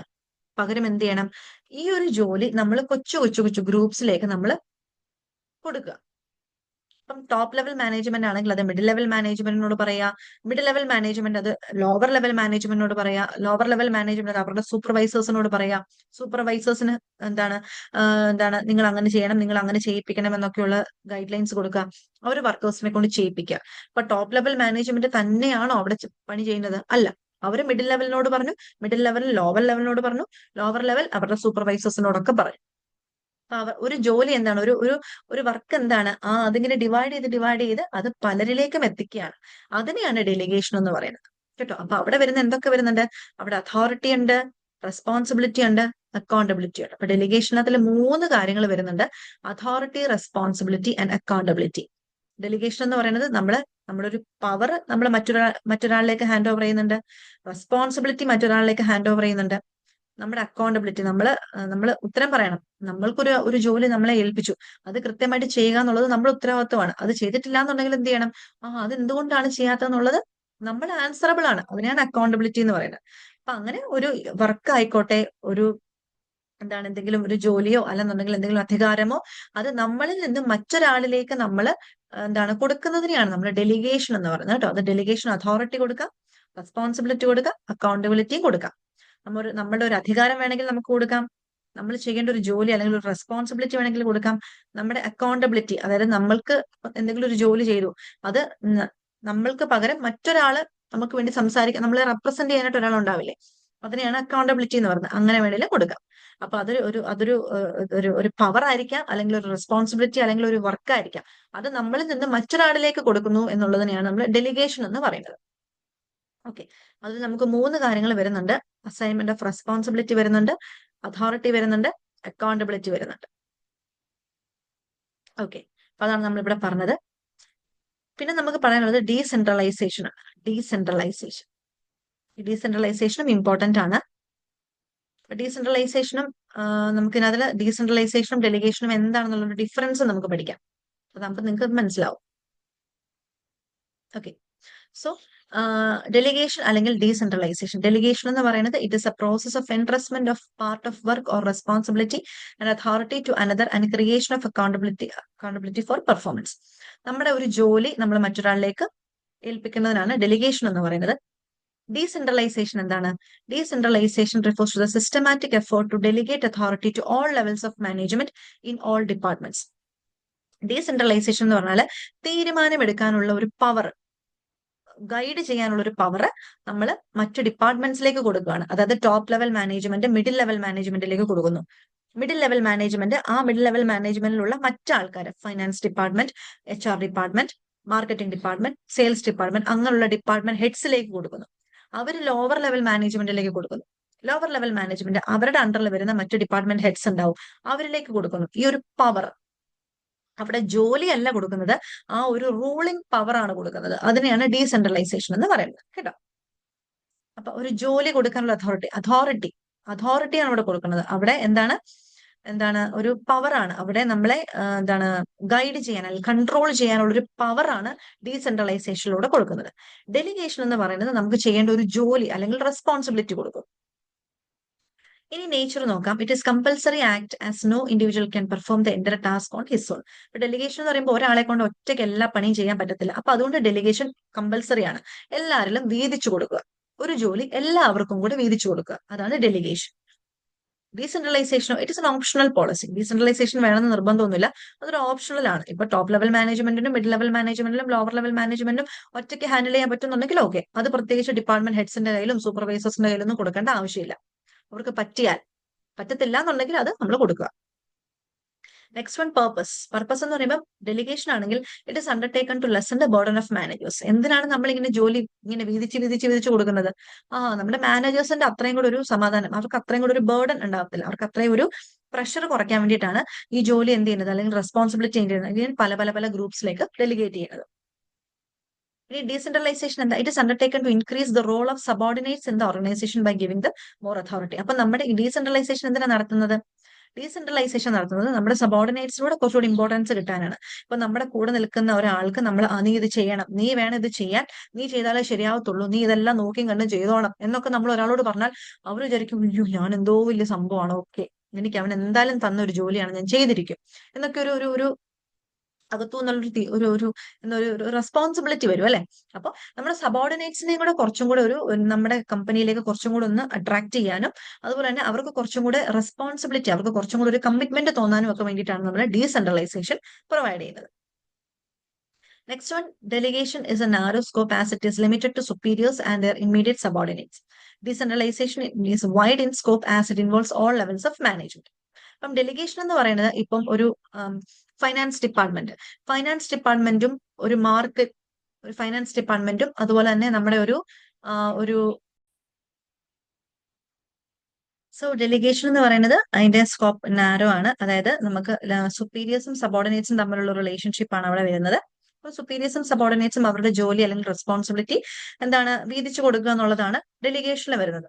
പക്ഷെ ഡീസെൻട്രലൈസേഷൻ അങ്ങനല്ല, അത് എല്ലാ മാനേജ്മെന്റിലും എല്ലാവരുമായിട്ടും ഒരു കണക്ഷൻ ഉണ്ട് നമുക്ക് ഡീസെൻട്രലൈസേഷനിൽ. സോ അതിന്റെ സ്കോപ്പ് വൈഡർ സ്കോപ്പ് ആണ്, because it involves all levels of മാനേജ്മെന്റിന്റെ എല്ലാ ലെവൽസും ഇവിടെ വരുന്നുണ്ട്. ഇവിടെ എന്താണ് എല്ലാ ലെവൽസ് ഓഫ് മാനേജ്മെന്റ് എന്ന് പറയുമ്പോൾ ടോപ്പ് ലെവൽ വരും, മിഡിൽ ലെവൽ വരും, ലോവർ ലെവൽ വരും, മൂന്നും വരും. പക്ഷെ ഡെലിഗേഷൻ എന്ന് പറയുമ്പോൾ എന്താണ്, സുപ്പീരിയേഴ്സും സബോർഡിനേറ്റ്സും മാത്രമേ വരുള്ളൂ. ആരാണോ ജോലി ചെയ്യുന്നതും അവരും അവരുടെ എന്താണ് എന്താണ് ജസ്റ്റ് മുകളിലുള്ള സുപ്പീരിയേഴ്സും അവരാണ് ഡെലിഗേഷനിൽ വരുന്നത്. പക്ഷെ ഡീസെൻട്രലൈസേഷനിൽ എല്ലാ ലെവൽസ് ഓഫ് മാനേജ്മെന്റും വരുന്നുണ്ട്. ടോപ്പ് ലെവൽ വരുന്നുണ്ട്, മിഡിൽ ലെവൽ വരുന്നുണ്ട്, ലോവർ ലെവൽ വരുന്നുണ്ട്. അപ്പം ഡീസെൻട്രലൈസേഷൻ ഒരു വൈഡർ സ്കോപ്പാണ്, പക്ഷെ ഡെലിഗേഷൻ ഒരു നാരോ സ്കോപ്പാണ്. ഓക്കെ. ദെൻ റെസ്പോൺസിബിലിറ്റി പറഞ്ഞു കഴിഞ്ഞാൽ responsibility is not shared and remains with the superior. ഇവിടെ നമുക്ക് ഉത്തരവാദിത്വം എന്ന് പറയുന്നത് നമുക്ക് ഇവിടെ പറയുന്നുണ്ട്, നമുക്ക് ഡെലിഗേഷൻ ഓഫ് റെസ്പോൺസിബിലിറ്റി നമ്മൾ പറയുന്നുണ്ട്. പക്ഷെ അങ്ങനെ പറയുന്നുണ്ടെങ്കിൽ പോലും ആ ഒരു റെസ്പോൺസിബിലിറ്റി സുപ്പീരിയേഴ്സിന്റെ കയ്യിലൊന്നും പോകുന്നില്ല. നമ്മൾ തൊട്ടു മുമ്പ് പറഞ്ഞിരുന്നു റെസ്പോൺസിബിലിറ്റി ഷെയർ ചെയ്യുന്നുണ്ട്, ഡെലിഗേറ്റ് ചെയ്യുന്നുണ്ടോ എന്ന് പറഞ്ഞിരുന്നു. ബട്ട് റെസ്പോൺസിബിലിറ്റി ഷെയർ ചെയ്യുന്നില്ല. ബിക്കോസ് ഒരു ജോലി ചെയ്ത് തീർക്കുക എന്നുള്ളത് വർക്കേഴ്സിന്റെ ഉത്തരവാദിത്തമാണ്. അത് പ്രോപ്പറായിട്ട് ചെയ്യിപ്പിക്കുക എന്നുള്ള ഉത്തരവാദിത്തം നമ്മുടെ ആർക്കാണ്? സുപ്പീരിയേഴ്സിന് തന്നെയാണ്. അവരാണ് എന്തെങ്കിലും ഒരു പാകപ്പിഴവ് ഉണ്ടായാൽ ടോപ്പ് മാനേജ്മെന്റ് ആരോടെ ചോദിക്കുള്ളൂ? സുപ്പീരിയേഴ്സിനോട് ചോദിക്കുള്ളൂ. ഒരിക്കലും വർക്കേഴ്സിനോട് ചോദിക്കത്തില്ല. നിങ്ങളെ ആരാണ് ഗൈഡ് ചെയ്തതെന്നായിരിക്കും ആദ്യം ചോദിക്കുന്നത്. അപ്പൊ റെസ്പോൺസിബിലിറ്റി എന്താണ്? നമ്മൾ ഹാൻഡ് ഓവർ ചെയ്ത് കൊടുക്കുന്നില്ല. ഒരു ജോലിയുടെ കംപ്ലീറ്റ് റെസ്പോൺസിബിലിറ്റിയും കേട്ടോ, ഒരു ജോലിയുടെ മൊത്തം കൊടുക്കുന്നില്ല. പക്ഷെ എന്തെങ്കിലും ഒരു ടാസ്കിന്റെ കൊടുക്കുമായിരിക്കും, അത്രേ ഉള്ളൂ. പക്ഷെ ഇവിടെയോ ഡീസെൻട്രലൈസേഷൻ ആണെങ്കിലോ responsibility is also shared and is delegated to subordinates. ഇവിടെ റെസ്പോൺസിബിലിറ്റി എന്ത് ചെയ്യുന്നുണ്ട്? ഷെയർ ചെയ്യുന്നുണ്ട്. Next one authority. Authority is granted by the superior to the subordinate. Authority ഇവിടെ എന്ത് ചെയ്യുന്നുണ്ട്? ഗ്രാൻഡ് ചെയ്യുന്നുണ്ട്. ഒരു ജോലി ചെയ്ത് തീർക്കാനുള്ള ഒരു ഫ്രീഡം. നിങ്ങൾക്ക് ഈ ഒരു ടാസ്ക് ഉണ്ട്, ഈ ഒരു ടാസ്ക് നിങ്ങളുടെ ഇഷ്ടത്തിന് നിങ്ങൾ ചെയ്തോളൂ, പക്ഷെ ചെയ്ത് തീർക്കണമെന്നേ ഉള്ളൂ, നിങ്ങളുടെ ഇഷ്ടത്തിന് നിങ്ങൾ തീരുമാനിക്കാം. ആ ഒരു അതോറിറ്റി ഇവിടെ ഡെലിഗേഷനിൽ കൊടുക്കുന്നുണ്ട്. ഇവിടെ നോക്കിക്കേ, ഡീസെൻട്രലൈസേഷൻ ആണെങ്കിലോ it is A systematic act which takes place at all levels and all functions. ഇത് നമുക്ക് അങ്ങനെയൊന്നും അല്ല, ഇത് എല്ലാ ലെവൽസിലും എല്ലാ ഫംഗ്ഷൻസിലും ഓട്ടോമാറ്റിക്കലി വരുന്ന ഒരു സംഭവം തന്നെയാണ് ഡീസെൻട്രലൈസേഷൻ എന്ന് പറയുന്നത്. ഏതെങ്കിലും ഒരു പർട്ടിക്കുലർ ടാസ്ക് ചെയ്യാനോ എന്തെങ്കിലും ഒരു ജോലി ചെയ്യാനോ വേണ്ടിയിട്ടല്ല ഡീസെൻട്രലൈസേഷൻ ഉള്ളത്. അത് ഓട്ടോമാറ്റിക്കലി എന്താണ് top level, middle level, lower level, പിന്നെ ഓരോ ലെവൽസിലും അവരുടെ അസിസ്റ്റന്റ് മാനേജേഴ്സ് ഉണ്ടാകാം, അസോസിയേറ്റ് മാനേജേഴ്സ് ഉണ്ടാകാം, എക്സിക്യൂട്ടീവ്സ് ഉണ്ടാകാം. മിഡിൽ ലെവലിലാണെന്നുണ്ടെങ്കിൽ ഡിപ്പാർട്ട്മെന്റ് ഹെഡ്സ് ഉണ്ടാകാം, അവരുടെ അസിസ്റ്റന്റ് ഹെഡ് ഉണ്ടാവാം, എക്സിക്യൂട്ടീവ്സ് ഉണ്ടാവാം, ക്ലർക്സ് ഉണ്ടാവാം. ലോവർ ലെവൽ ആണെങ്കിൽ അവരുടെ എന്താണ് അസിസ്റ്റന്റ് സൂപ്പർവൈസേഴ്സ് ഉണ്ടാവാം, അതിന്റെ താഴെ വരുന്ന ക്ലർക്കോ അങ്ങനെ എന്തെങ്കിലുമൊക്കെ ഉണ്ടാവാം. അപ്പൊ അതൊരു ഓട്ടോമാറ്റിക്കലി നമ്മുടെ ഓർഗനൈസേഷൻ സ്ട്രക്ചറിൽ ഒരു ഹൈറാർക്കിക്കലി ഉള്ള ഒരു സംഭവം തന്നെയാണ്. അല്ലെങ്കിൽ അതല്ലാതെ ഒരു പർട്ടിക്കുലർ ജോബ് ചെയ്യാൻ വേണ്ടിയിട്ട് കൊടുക്കുന്ന ഒരു സംഭവം അല്ല ഡീസെൻട്രലൈസേഷൻ എന്ന് പറയുന്നത്. ഓക്കെ, അതാണ് നമുക്കിവിടെ പറയാനുള്ളത്. അപ്പോ ഇത്രേ ഉള്ളൂ നമ്മുടെ ഈ ഒരു ചാപ്റ്റർ എന്ന് പറയുന്നത്. അപ്പൊ ഇതിൽ നമ്മൾ എല്ലാം ഭയങ്കര ഡീറ്റെയിൽഡ് ആയിട്ടൊന്നും പറഞ്ഞിട്ടില്ല. സോ നമുക്ക് അത്യാവശ്യം എക്സാംസിന് ചോദിക്കുന്ന കുറച്ച് കാര്യങ്ങൾ മാത്രമാണ് നമ്മൾ പറഞ്ഞിട്ടുള്ളത്. സോ നിങ്ങൾ ഈ ഒരു ക്ലാസ് കാണുക. നെക്സ്റ്റ് ക്ലാസ് നമുക്ക് ഇനി വരുന്ന ദിവസങ്ങളിൽ അപ്ലോഡ് ചെയ്യുന്നതായിരിക്കും. So thank you.